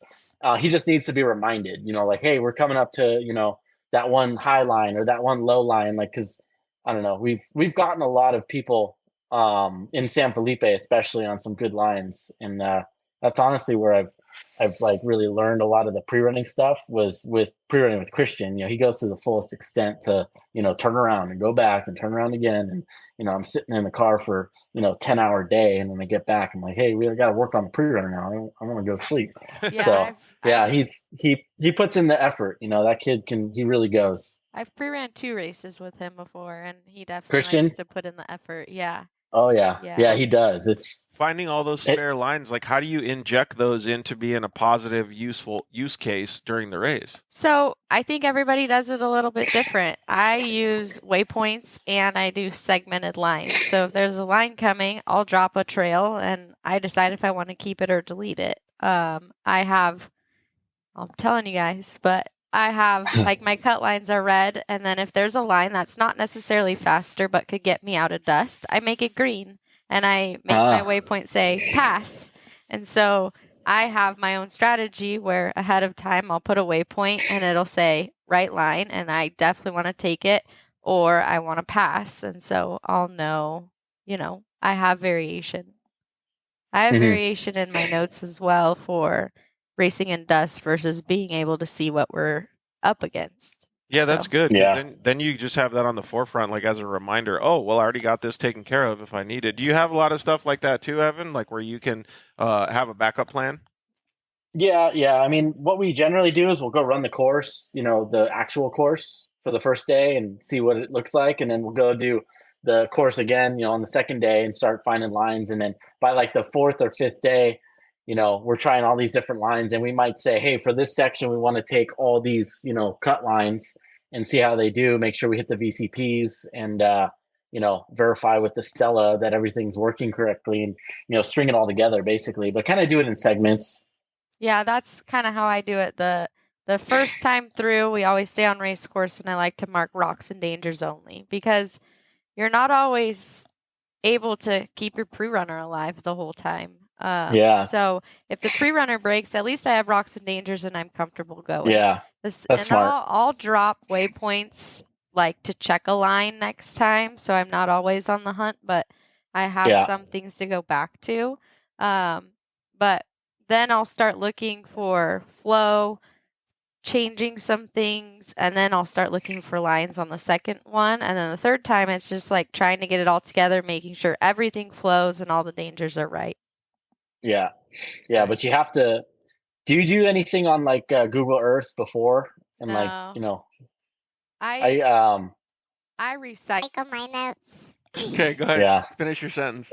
Can you guys? I don't think you guys can hear the audio. Can you you? guys hear my little voice? Can you hear? I can. Can you hear her? But she's talking like a midget right now because I pressed a button on the thing. I am a midget. Okay, so you guys can't hear it. So all right, well, all the funniness just went away on that. So at least iTunes will be able to hear it. Oh, he keeps changing my voice to like a little baby. And so it just sounds funny and gives us the giggles. So we're laughing over here. You guys aren't. Sorry. We're laughing at ourselves. I'm used to that. I want to back you up a little bit. You mentioned riding with Dan, and this isn't for Dan in particular, but how he can read terrain. How awesome is it when you're with a driver who he can read terrain and just like put things together out of nowhere? Yeah, I mean that's it makes the co-driver's job a lot less stressful. If you feel like, I'll say this sometimes, like when you're in a car and you don't have to call out notes, and the truck's not going to crash, that's always a good feeling. I've ridden with some people where you have to talk the whole time, And if you feel like, oh crap, I messed up on my note or whatever, and I got to go back, or the GPS takes a crap, you feel like you're going to crash. With a guy like Dan, he's going to drive what he can see in default. I got the chance like 3 years ago, 3 or 4, I can't remember exactly. I should have it ingrained in my head, but I got the chance to ride with Rob McCachran on day 2 at Baja Nevada, in Steve Serapis' truck. And Steve did the first day. I rode with Steve on day 1. Day 2, Steve wasn't feeling up for it, so Rob got in and drove day 2. And that was definitely the highlight of people that I've ridden with, because he's just a professional. I mean, there's not one rock that we hit, and it was pretty fun. We were racing with Justin Beansmith. He was in the Graf Trophy truck, and it was probably some of the most fun racing I've ever done. And like, it was starting to rain, and like I was calling out notes. I think he usually uses Siri, but we didn't have Siri. I was just using the old fashioned legacy notes. Yeah, he and lead nav.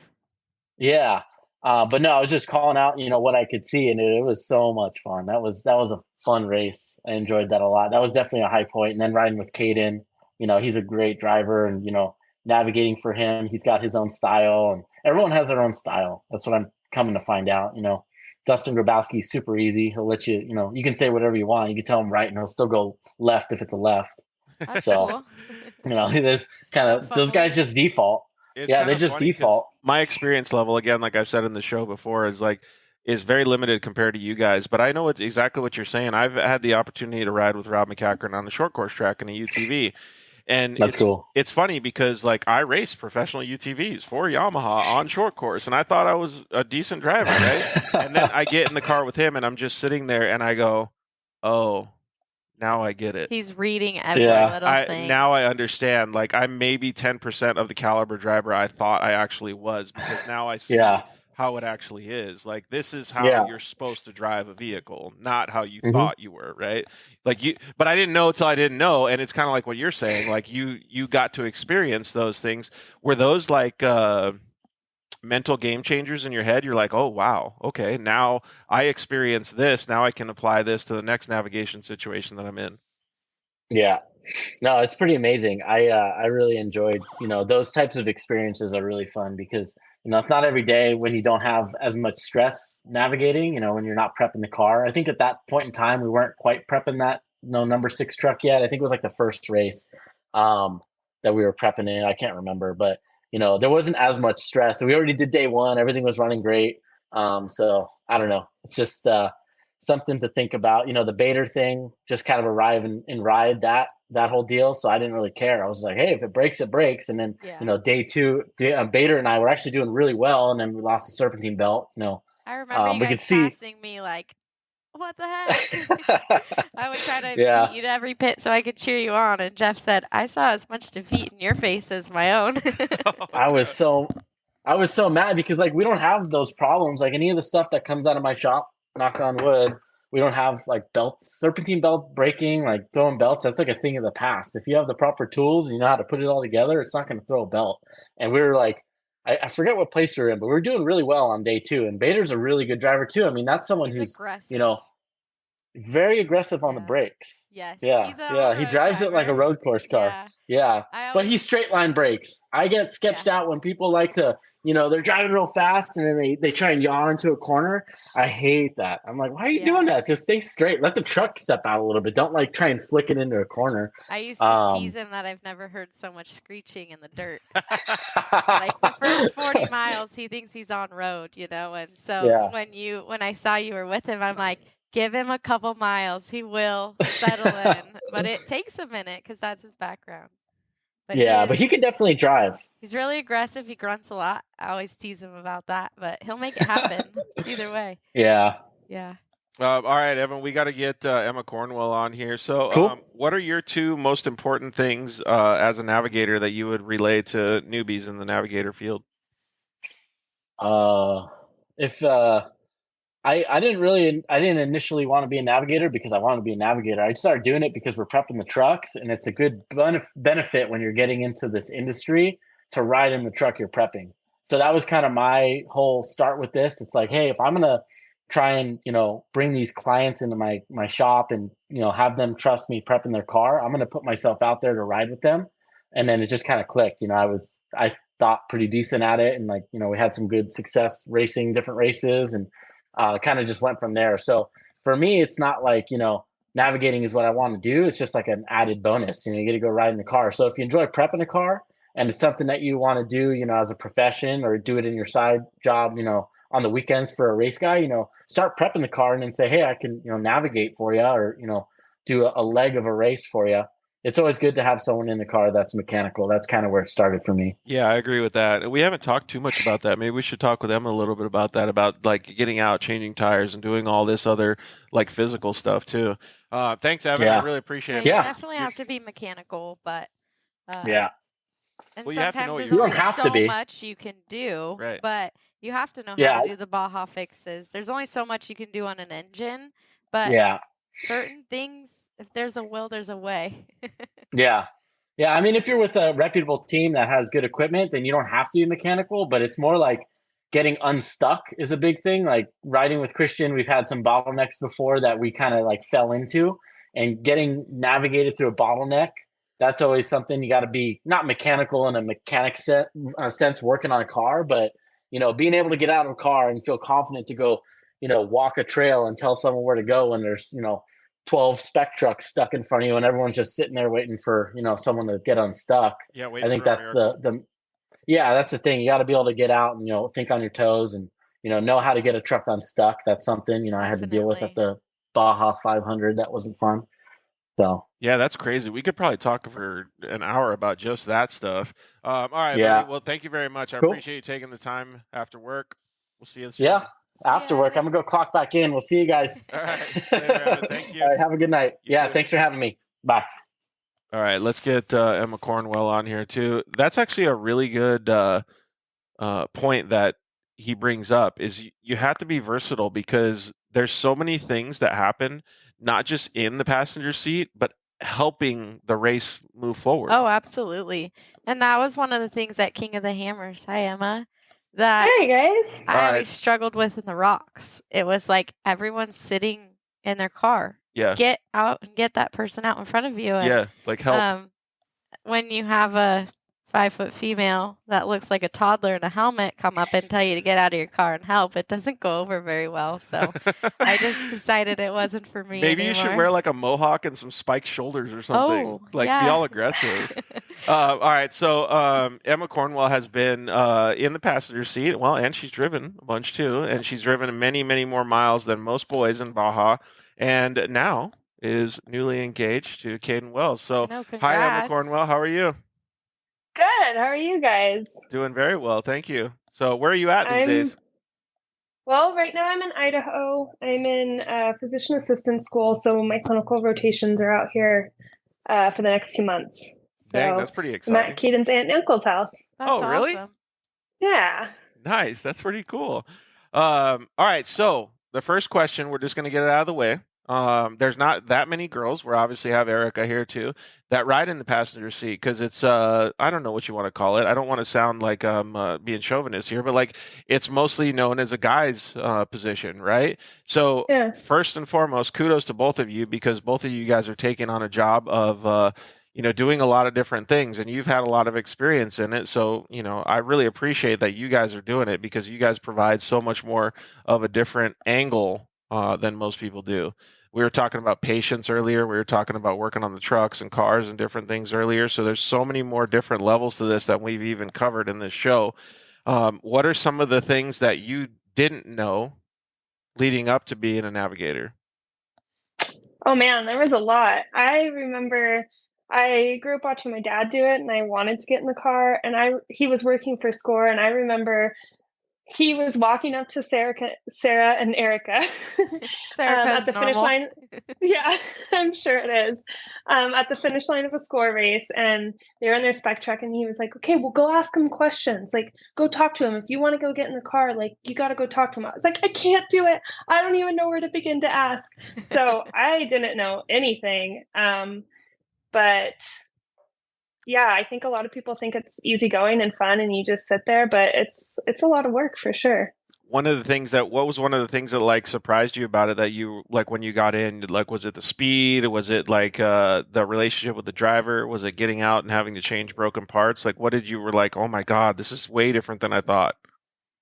I was expecting to have to get out of the car, and like I was just willing to, and I think that's the big thing with I don't have a big background in mechanics other than hanging out in the shop. Like I was willing to get out and help. But definitely stepping up into, especially from like an NA car to the Pro R, the speed difference there. And I feel like a baby navigator. All these people have been in trophy trucks, but the speed difference there and adapting to that, I think, was a learning curve for sure. Yeah, it's quite a bit different. Did you have like, because some of those same kind of, I don't know, learning experiences on your way up too? Oh, yeah. Yeah. There's a lot of learning. I started with my dad as well. And I used to just call right and left, you know? And then once Sarah and I really started going and getting in the truck, I also have a background in rally racing. That's how I know Ryan Millen and how we came together. But there, you kind of have to immerse yourself and really just learn as you go. There's I have a lot of really cool mentors that I got to learn from on the fly. I don't think everybody has that opportunity, but if you do, ask questions. I bet you asked a lot of questions. I asked a ton of questions. I still do. But there's just so many things that you don't realize go into it, and you have to figure it out. Definitely. It's kind of learning on the fly. And I think asking your driver, like, hey, what do you want? And Caden's not super vocal person in the car, but there I was like, you need to tell me what you want, so I know, at least so I have an example, and then I can build off of that. Yeah, exactly. We talked about being intuitive a little earlier. I think it was with Kyle, right? And women are more intuitive than men, no matter what. I don't care what anybody says. So does that make your job easier in understanding what the driver wants and needs? I think so. Yeah, I think it's helped in the past with other drivers, and now with Caden, like not only being together all the time in the car and having like thousands of miles pre-running, but being together outside of the car so often, that definitely gives me a different level of being comfortable with him and how he's feeling and what he needs, and you know, his mood or how he's driving. Even in the slightest change, I feel like I can kind of pick up on it. So like halfway through a Baja 500, you're like, this dude needs a Durango's burrito, and I got to crank up the Taylor Swift. Like, we got to get this party started. Yeah, or I need a Durango's quesadilla or whatever bowl because I'm getting tired. And I think that's probably both of our biggest downfalls is the lights go out and we're like, ooh, okay, I think it's bedtime. Yeah. Where the 500, we race the whole thing, so we can't really get out and take a nap when it gets dark. You got to crank up the Taylor Swift and get it going, dude. Yeah, definitely. There's definitely tunes going. Yeah, and I think that's something that a lot of navigators or people that want to get into navigating don't understand is you're in the car, yes, for several hours, hundreds of miles, but it doesn't feel like that. Does it ever feel like that to you? Or are you just so busy that it just kind of clicks along? I feel like when we're like in the hunt for the whole race, for sure, like the time goes by so quick. But if we kind of like have an opportunity to step it down a notch, I'm like, oh, this is nice. Okay, like I'm looking around, you know, and then maybe the time goes by a little quicker. But yeah, when you're really racing and pushing it, it does not feel like 500 miles or hours on end. Yeah, Actually, and then go ahead. another piece of that is I never realize I'm tired or I have to pee or something's bothering me until like a speed zone or something. Then you're like, man, I'm tired. I'm cold. You know, like, I have to pee now. You know, I don't want to pee because then I'll be more cold because it's nighttime now. Yeah, and I just feel like speed zones are slow, but we dread them because they're like kind of a wake-up call. Like, oh my gosh, we're at mile 480, you know, or however long. But I always feel like they suck because you just have your moment of like, this sucks. But then you get back in the dirt and you're busy and you forget about it. Yeah, that's crazy to even Exactly. think about, because it's like heart racing, and then all of a sudden it's like a deep breath, and then heart racing again and a deep breath. It's like, Yeah, and at that point I'm kind of like, speed limiter is on, you're on your own. Give Just me a go. moment Yeah, to for breathe. sure. actually, so we didn't talk about it too much, but I've had the opportunity to go with you guys, with the Wells racing team, and go pre-running with you guys. That pre-running stuff, you guys take it very seriously, but we haven't talked about the difference between the way that pre-running feels and the way that the racing feels, like down in Baja, for instance, right? Because you just mentioned it's nice to be able to take in the environment. It's nice to be able to see these things, right? And I feel like a lot of the people that want to become a navigator, they'll go through all of these things, but when you put the helmet on and you start going racing, it is 100% different than what you just did. So, like, how do you differentiate that? Like, how do you put yourself in the race mode? I think it's similar to any other sport where you practice so much that yes, it may be different and it's race day and you have to be focused and there's not going to be a break and you have the nerves and everything else that goes into it, but there's a level of like confidence and being calm from just seeing the course so many times and knowing that your notes are dialed and knowing that your driver knows the course and like Caden memorizes it. So it's almost refreshing to get by each little like waypoint, if you will, within the course and be like, okay, we made it here. Okay, we got through that section. Okay, I know what's coming next and I know how to prepare for that mentally. How do you break it into chunks? Yeah, I was How do going to say you the same get thing. through the miles?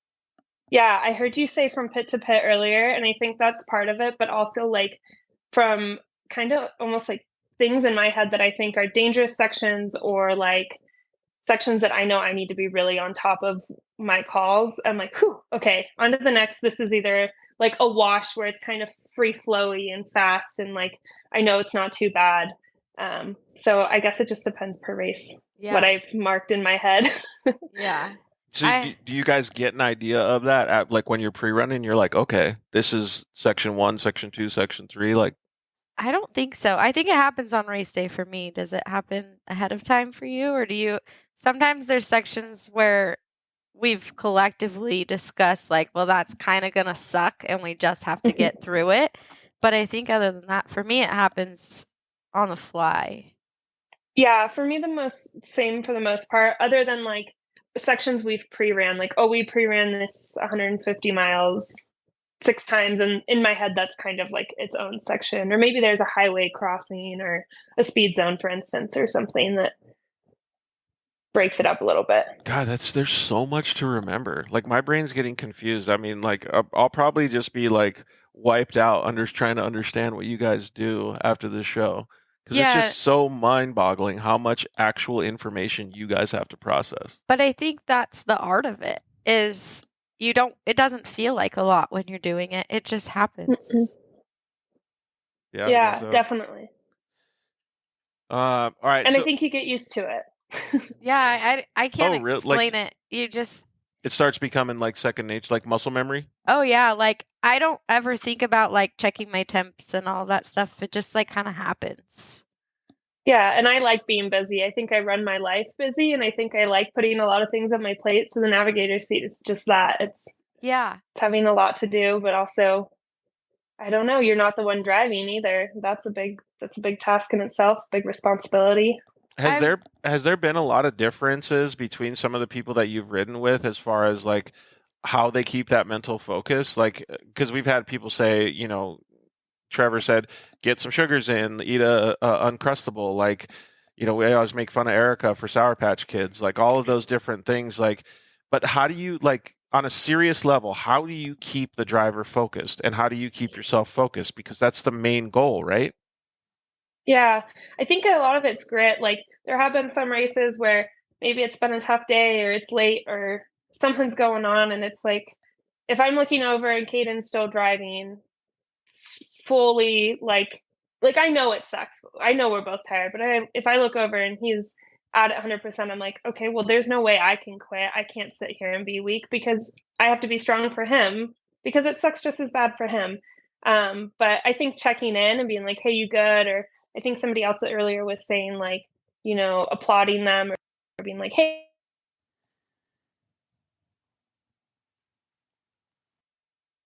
Emma, we're having a little bit of trouble with your audio right now. But yeah, she's right. Like, because you're kind of still, no matter what, you're kind of still making sure that the operations are running and checking your oil, so to speak, with the driver and yourself the entire time, right? So thank you very much, Johnny K. He said 2-hour show so far and good information the whole time. Great job. And Michael Gissam, like, yeah, I couldn't co-drive either. Hats off to all these people that do it, right? Like, that's why I'm asking so many questions, is because I'm so interested and I'm so, I don't know, I'm really like dumbfounded because my brain can't operate the same way as you guys. Like, I can't process that much information. I don't know how you guys do it. It just doesn't feel like it. And Johnny K, who you were responding to, he used to navigate for the park houses. He's a really good navigator and he knows his stuff. And Michael Gissam said, Emma, the energy of an amazing navigator or co-driver makes all the difference in the world. So it's kind of what you were talking about before. Sorry, guys, my phone is glitching out. My mom is calling me. That's okay. We can hear you now. So did you hear what I just said, though? Michael Gissam said, the energy of an amazing navigator or co-driver makes all the difference in the world.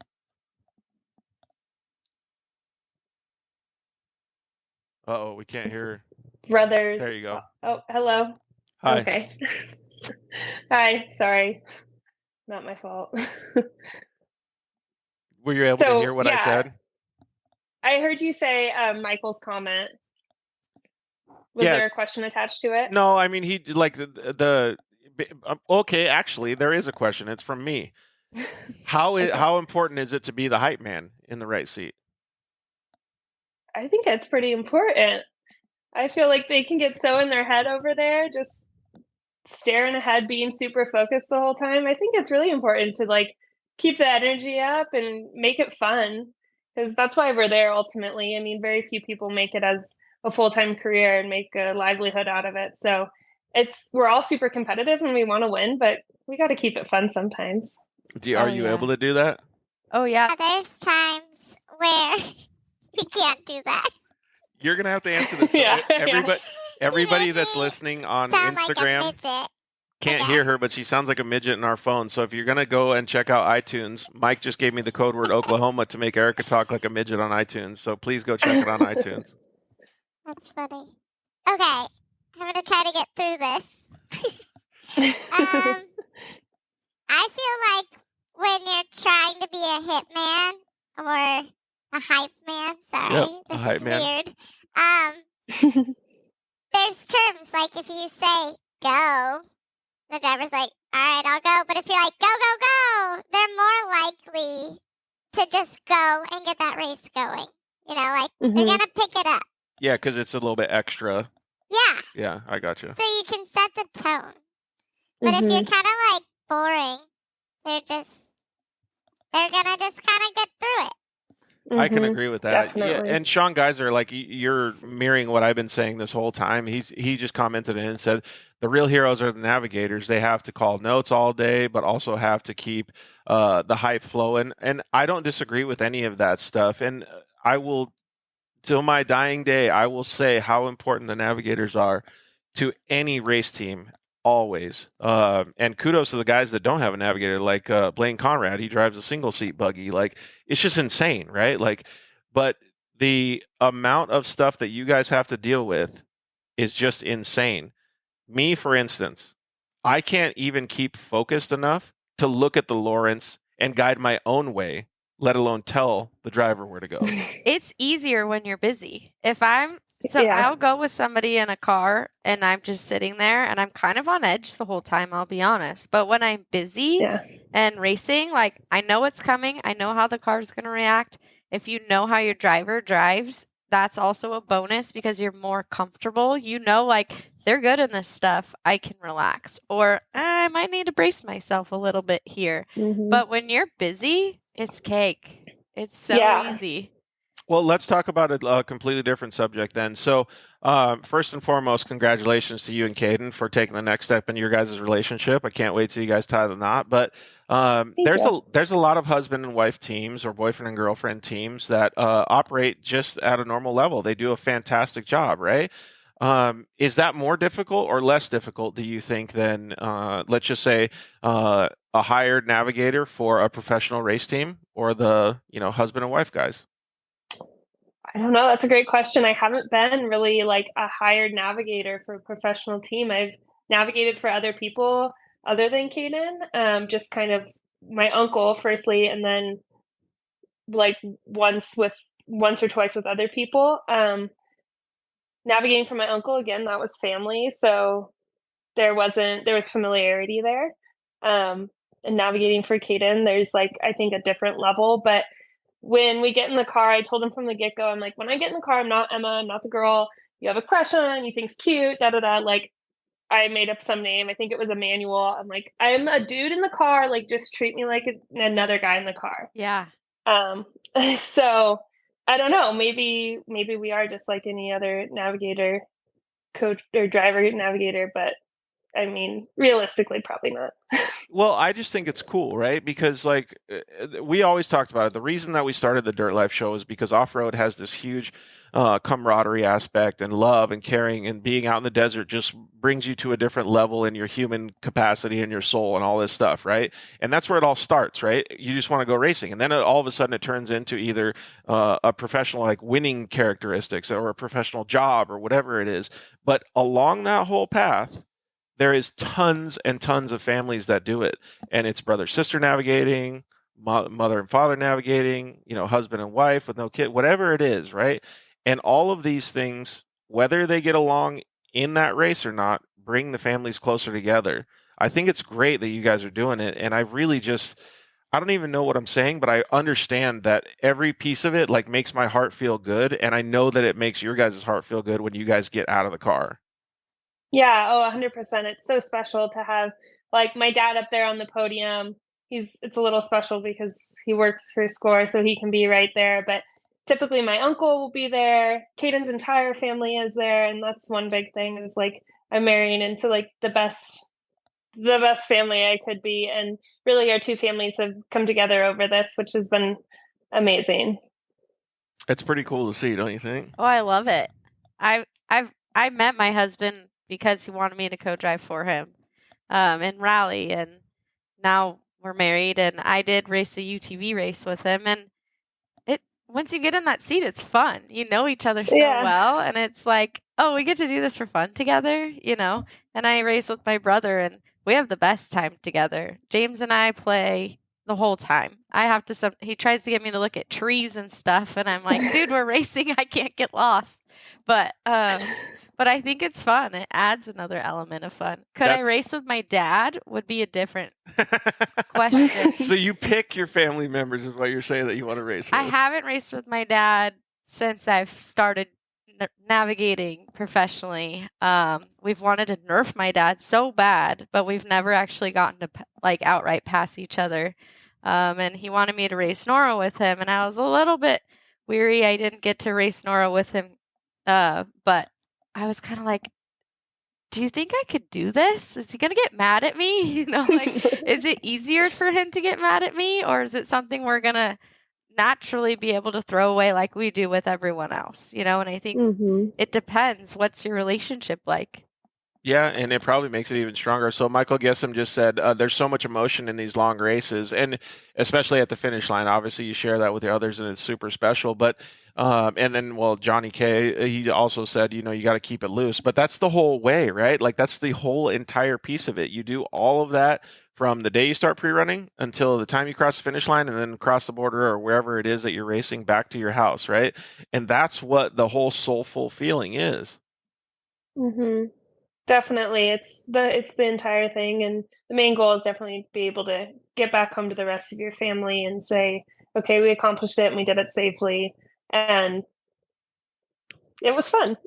And I had fun doing it. Fun is a loose term here, right? So the last 50 miles of every race, I think I kind of like ask myself why the heck I do this. It could be a 100-mile race, and the last 50 miles, I'm like, I hate this. Why do I do this? This is tough. Yeah. Yes. And then the term fun is not there anymore. Or when you go to a tree and the tree's hanging on you and have to throw it out the window. That's just nav life. But then, like a day or two later, I'm like, yeah, that was fun. That was fun. The adrenaline was really great. Yeah, the adrenaline. And the last 50 miles, there's no adrenaline. You're just ready to get to the finish line. So that was one thing I was wondering. 100%. Do you hit that wall of 50 miles or do you have a different wall? No, I definitely hit about 50 miles when you're coming back into Ensenada and you hit Ojos and then you do that section that you already did on the way out at the start. I'm like, do I really have to do this again? Like, I already did this I really don't want to. Yeah. That's awesome. What about have you and Caden ever talked about doing like let's just say a non points paying race, like I don't know, just some sort of local race in the United States, let's just say in Utah or Nevada, and having you drive and having him co-drive? I don't know, man. I don't know. He's a really good teacher in the passenger seat. We've brought up like the powder puff race, but honestly, I've been super busy with school and he's out building houses. So timing is a little tough right now, but maybe in the future, I think it would be fun. I would more want him to coach me and be like, okay, this is what I do in this situation. Like, okay, then maybe I can go as fast as you. But I know off the get-go, there's no way I'm going to be as fast as him. Like, I don't care how many times I'm in the passenger seat and I think I know, oh, like, he should drive it like this. There's no way I know off the bat how to do it myself. Yeah, but that would just be super cool. Would you and Mike do it? I think he would probably do it. Yeah. But back to like being as good as the drivers, right? I had this conversation with Ryan that I would probably suck as a driver. I'm not as confident. I know what it should feel like. Can I do it myself? I don't know. But I can tell you how to do it from the driver's seat or from the passenger seat, and I can tell you what you did. I can be bossy all the way. Oh, yeah, by the feeling of it all. But can I do it myself? I don't know. I don't think so. And that's something that I think drivers know what they want to hear navigating or how it works, but can they navigate? And I think that's something that if you look at it as a whole, like we have our offices and we stay in it.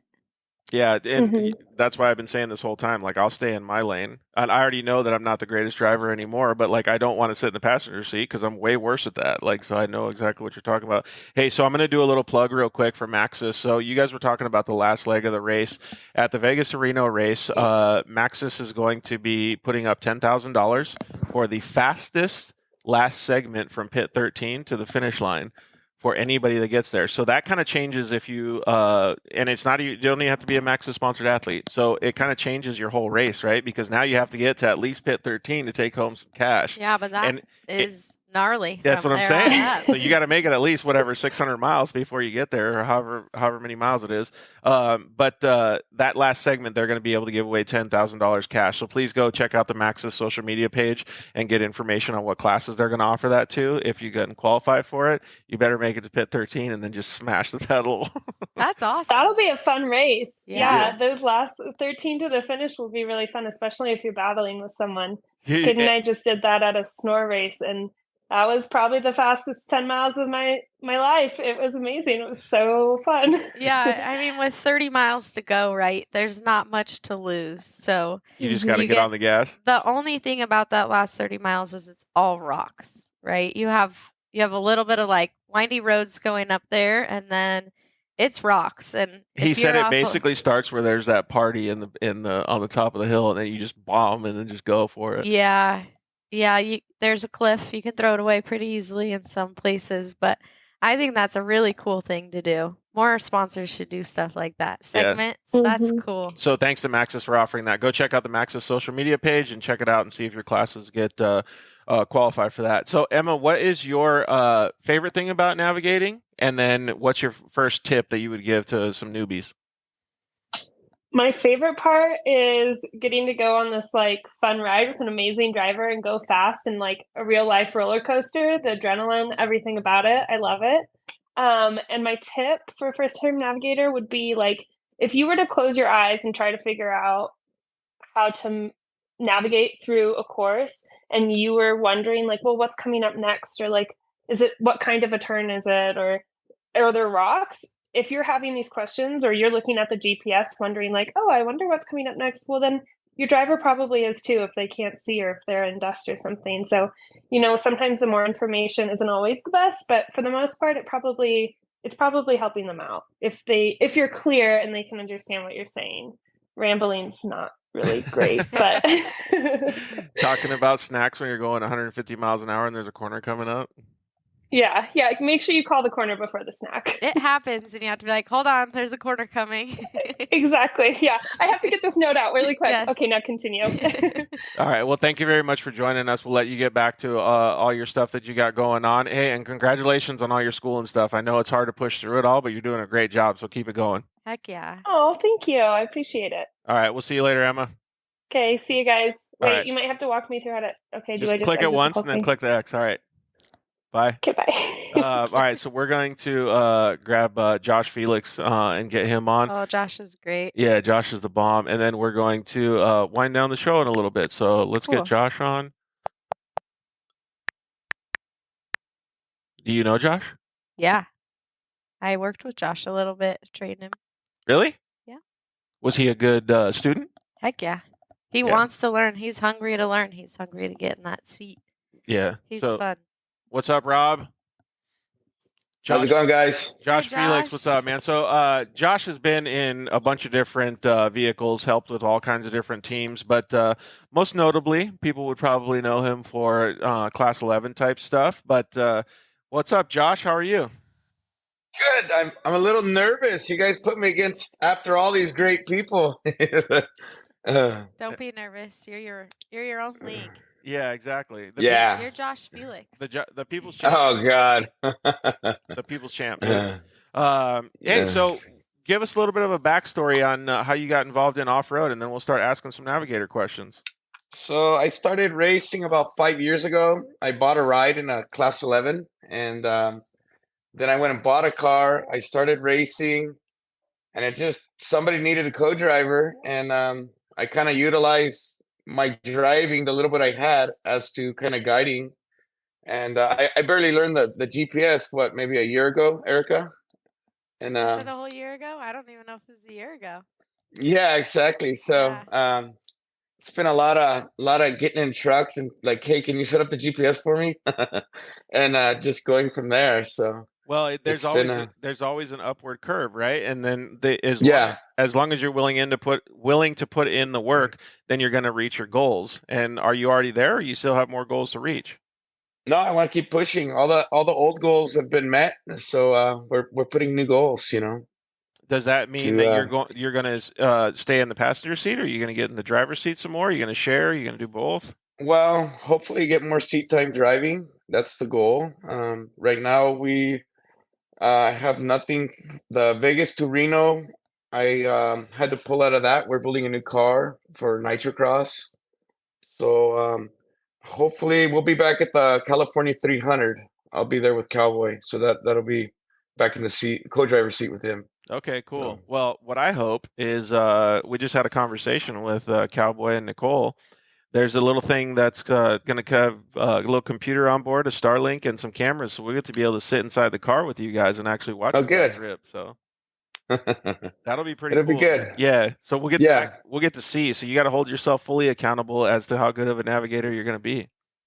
Yeah, no, we'll do good. Cowboy does good in there. He doesn't talk much. I like to hear somebody talk to me as I drive, so I try to implement that, whether they listen to me or not. That's their decision. But usually Cowboy just kind of nods his head and does what he's got to do, So yeah, so give us a little bit of a breakdown on that. Erica, you guys can have a good conversation about this, but do you have different styles depending on whose car you're sitting in? Like, are you going to talk the whole time if Cowboy doesn't want to, somebody doesn't want you to be talking the whole time? Like, how do you navigate that?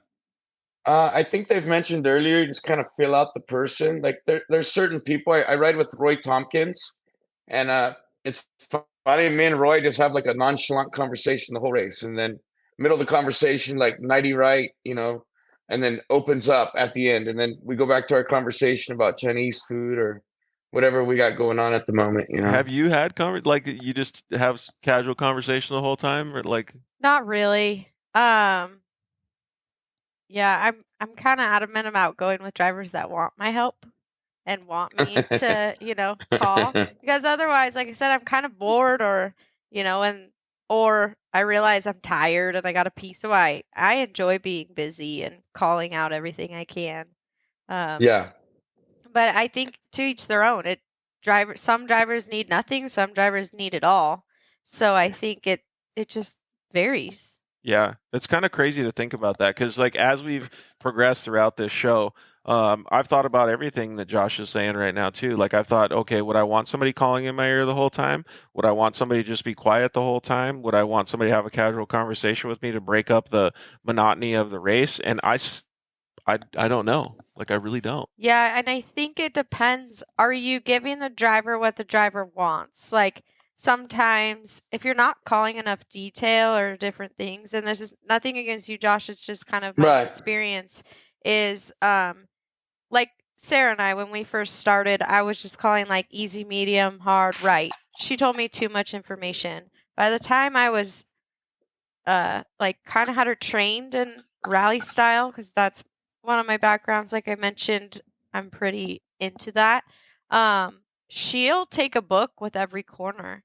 Like she wants to know if Right. there's something inside, outside, corner opens, tightens, is it long, is it short, is it back to back, And if you're just going a corner, but now there's another corner, they're like, well, where the heck was that? And then at that point they're like, I can't just listen to half and drive whole. Got it. Right. And Well- kind of what Emma stepped on a little bit ago was, if you had your eyes closed and wondered, what's next.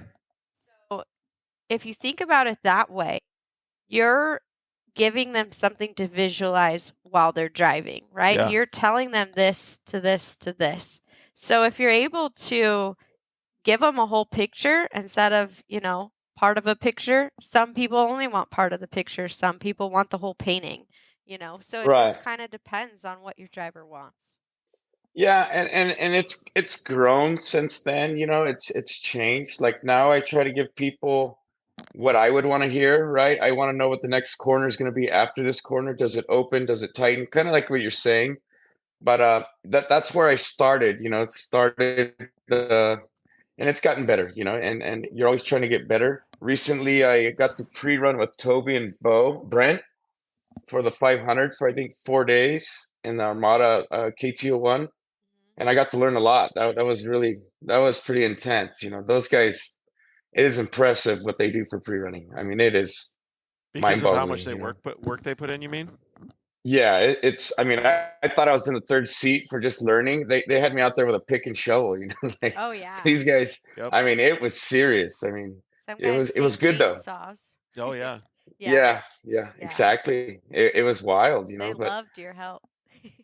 yeah, it was good though. It was enlightening. How's that? Like you think they're just out there in an air conditioned truck cruising. I mean, they're putting in work, Yeah, totally. and it showed.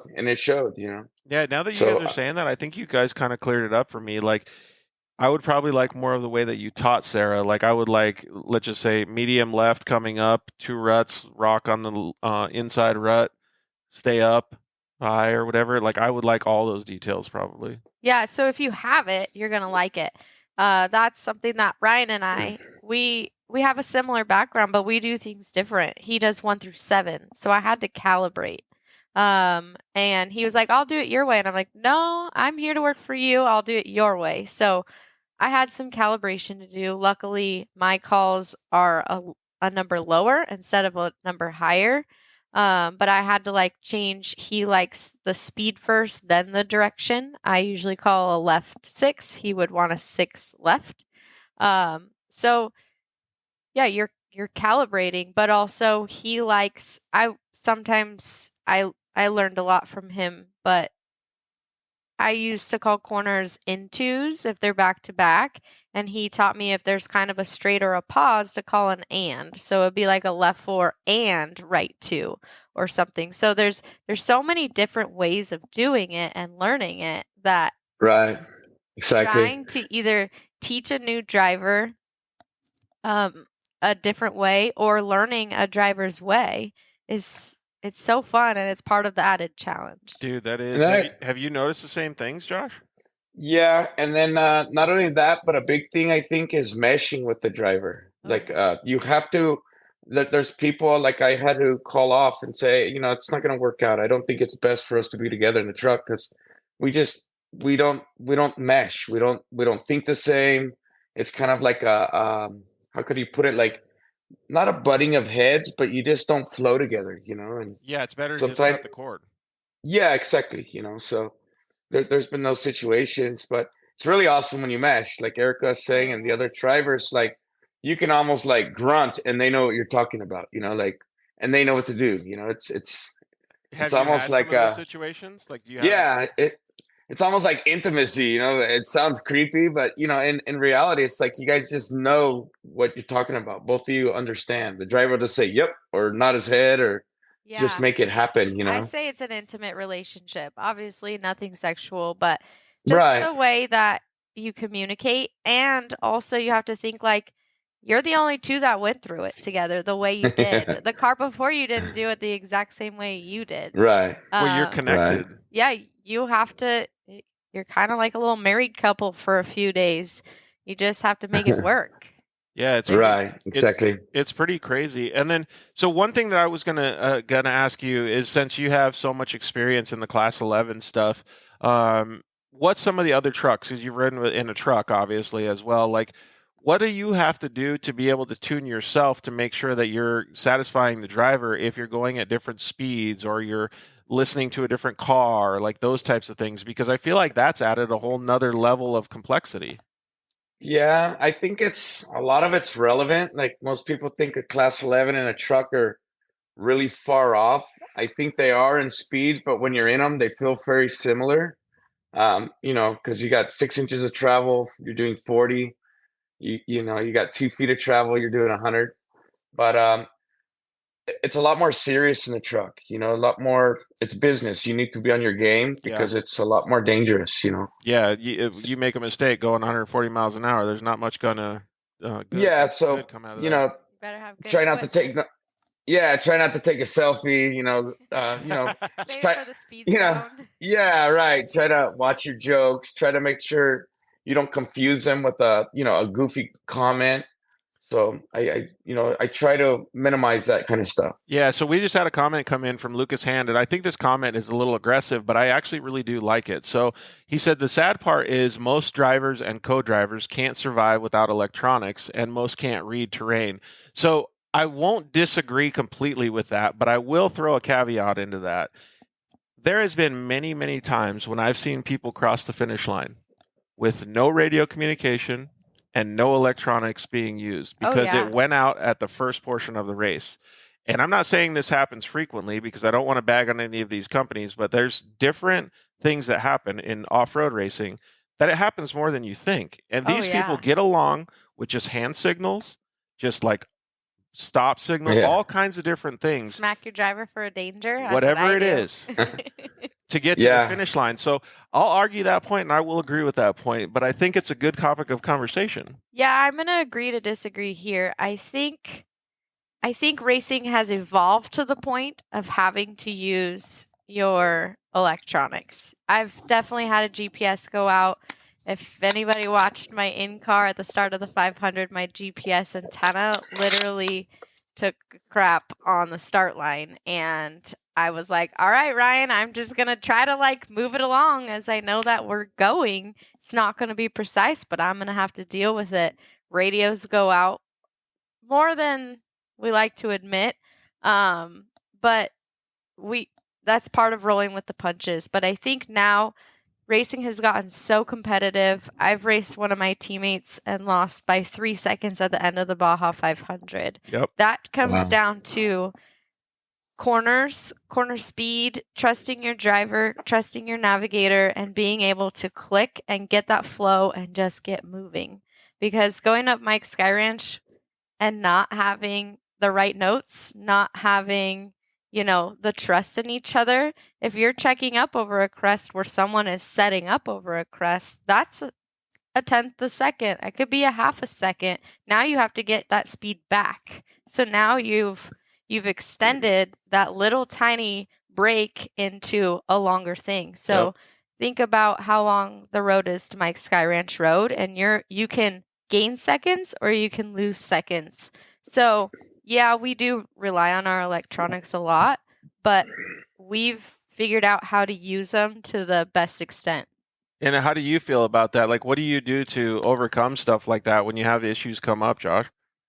We actually, there's been numerous times in the bugs and limited cars the radios go out, or but it's not catastrophic like a truck. Like Erica says at Mike's or something. That's that's a lot of speed. Just keep pushing.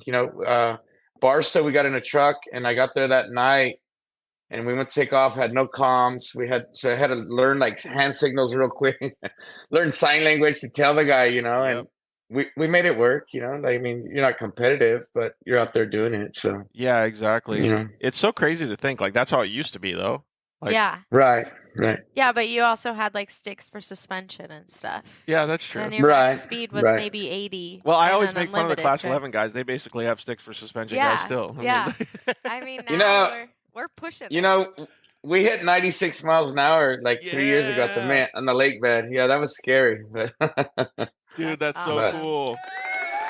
Yeah, we just did an applause on the audio, so on iTunes if you wanted to. We just cheers. Yeah, that's cool, man. Do you have any experiences that you've had where you were just like we talked to a bunch of people, like you're just gelling, you were in the zone with your driver?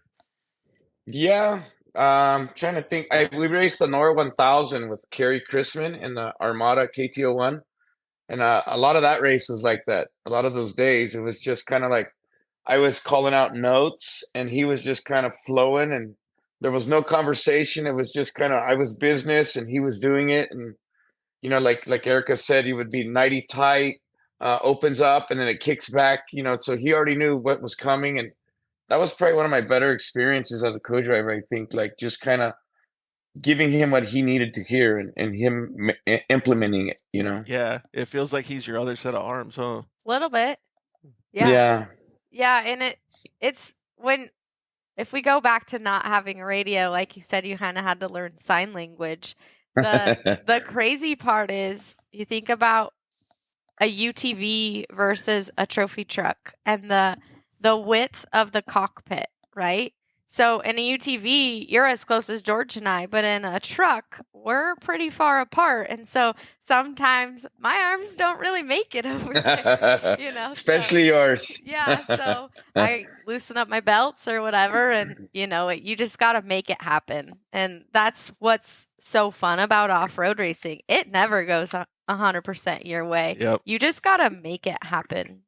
Right, exactly. That's the challenge. That's why we do it. So we didn't get to talk about it too much with Emma like we were supposed to, but I wanted to ask Josh, so how do you feel about like when you have to get out of the car? Because it's not a navigator per se. Now you're a mechanic. And you guys both have to do this. You've been faced millions of times lifting a 40-inch tire in a truck. Like, that's just insane to me. 40s, Well, I'll change a 40 over a 35 on a UTV all day. The 40's tall as Erica. I don't know how she does it. Well, there's the spindle snout, the little extension. Yeah, that actually does help quite a bit. The hub has the extension. You just plop it on and twist it and push. You don't have to line up all the studs. Like the UTV. Right. So, yeah, That's a good give me point. a 40. Don't give me a 35 on a UTV. But, okay, so I'll ask this specific question to you then, Josh. So Yes. you get a flat tire, you break a shock, you lose a drive shaft or whatever. Is it like, all right, navigator changes into mechanic? How do you switch gears quickly to make sure you execute on the job when you get out of the truck or car? Try to know where everything's at prior. I'm not the greatest mechanic, but I can all those items I can pretty much figure out for the most part. I know 2 years ago at the Mint, we had to change the third member. And Roy tells me, hey, pull a drive plate. So I grab some tools, and I ask him, like, what's a drive plate? I don't know anything about trucks. It was pretty comical. And we both started laughing, but yeah, but you learned quickly. Other than that, yeah, we got it done. Yeah, we got it done. We finished. So yeah, I think it's wild to be able to do both, right? Like, I mean, you've been faced with situations like that. You have to be at least somewhat mechanical, right? There's only so much you can do in some circumstances, but I've always wanted to use a wrench as a tie rod, and I got to do that once. And it's a lot. It takes a lot out of you because sometimes Right. your fix doesn't always work, and so you got to do it again. Right. There's so many things that go into it, and I kind of touched on it earlier. I think it was with Trevor when both of you are out of the car, because there's times where driver doesn't have to get out. Obviously, navigator is the first one out to assess, and then driver will get out. But there's times where the situation is just so frustrating and you're kind of losing sight of it, or you're just kind of over it making more mistakes because you're in a hurry, right? Where Sarah and I would just switch. It's like, hey, I see it a different way. You're really frustrated. Get out of there. It's my turn. And then that's kind of how we worked together. Teamwork. And I think that's how Ryan and I would work together. He's a great mechanic as well as he's a good driver. But I think that's the key for working on things. Yeah, if you have a driver that doesn't know anything and you're really good at it, you're probably going to do the whole thing because speed-wise, knowledge-wise, you're just going to get it done that much better. But if you're able to switch off and not be frustrated, make less mistakes, I highly recommend that. Yeah, absolutely. Yeah, figuring it out. You got to figure it out, and You only that's have the each key. other. Right. Well, and you're also That's kind of in the middle of the desert too. Yeah, that's what it means. So sometimes you have to make weird fixes just to get a couple miles. Sarah and I had to fix a drive shaft with hose clamps just to get out of the racetrack, and we knew it wasn't going to get us far, but we needed to get out of racetrack. So we made it happen, got out of racetrack. Have you ever had any weird shit like that, Josh? No, fortunately not. Just that third member, that was the worst. That's crazy. And me and Leticia at the 500, the Nora 500, we were in the middle of nowhere. In the middle of the night, we were in like a stock truck, and the wheel locked up. Oof.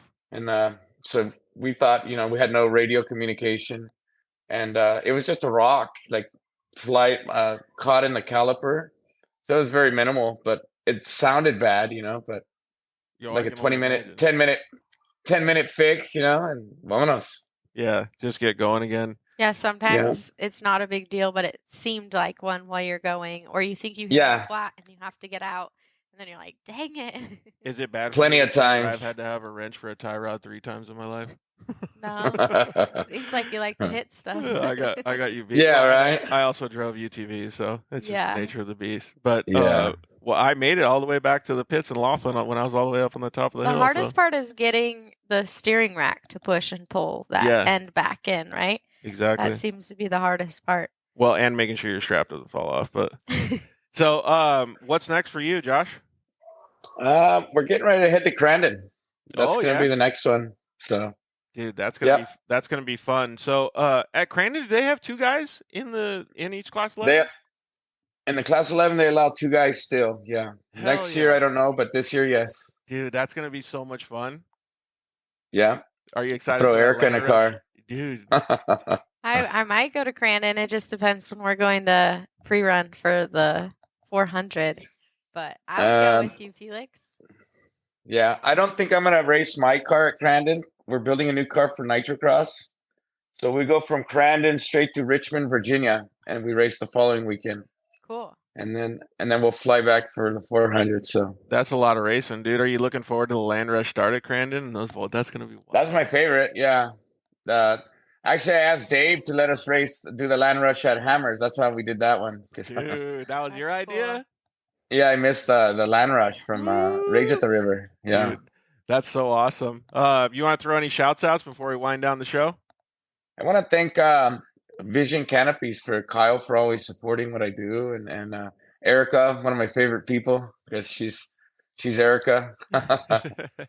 And I got to sit down and do a private lesson with Felix, and we had a blast comparing stories just like now and teaching him some things. Yeah, it's always awesome, man. I love this community of off-road. Yeah, no, it's been good. I mean, It's a blessing, man. You get to live your dreams, and then you have to make new dreams. So here we are. Yeah, there you go. All right, man. We'll Yeah. keep making those new dreams, dude. Really appreciate you hanging out with us on the Dirt Life show tonight. Yeah. So we'll see you at the races. Thank you, guys. Good night. All right, Bye, Josh, Felix. good night. So, Bye. man, we learned a lot today. And now my brain is not going to be able to sleep because I learned so much. Well, and I think that's kind of the unspoken of navigation, and I knew that it was going to be a lot, but I think we touched on some awesome subjects and kind of shined some light on that right seat. So we were going to ask some rapid fire questions to everybody else tonight. Looks like they all bailed, so you're on the hook for these rapid fire questions. Okay. All right, so Erica Sachs, rapid fire, and then we're out. Erica Sachs, tacos or hot dogs? Tacos. Chicken or asada? Asada. Dunes or the river? Ooh, dunes. Action shots or still shots? I like action shots. Three-wheeler or quad? Quad. Quad for those that I saw on here. Pizza rolls or jalapeno poppers? Ooh, poppers? Let's see here. Favorite movie? I'm not a movie girl. I don't know. Okay, then videos or photos? Photos. Favorite snack? Sour Patch Kids? What other form of racing would you try? Oh, I think boat racing would be kind of cool. That would be like short boat racing or like long distance boat races? I don't know. I think both sound fun. Anything in a boat. Okay. All right. Yeah, Final question. I grew up in boats, so. Big boat girl. Chips and guacamole or French fries and ketchup? George makes really good guacamole. Okay. So are you picking French fries and ketchup or chips and guac? Chips and guac. All right. We got a winner here. All right. Thank you, Erica. Yeah, Great thanks. job on co-hosting the show. You had a lot of good information. We hope all you guys liked it. Thank you guys very much for joining us. You guys are the lifeblood of the show. So please comment in, slide into our DMs. Let us know what we can do better. Thank you to all the sponsors of the show. We really appreciate everybody at Maxxis Tires, Shock Therapy, Evolution Power Sports, Zollinger Racing Products, Vision Canopies, and Starstream. So thank you, everybody. We will see you guys at the next race. Peace. Thank you guys for having me. Thanks for listening to The Dirt Life Show. See you next week.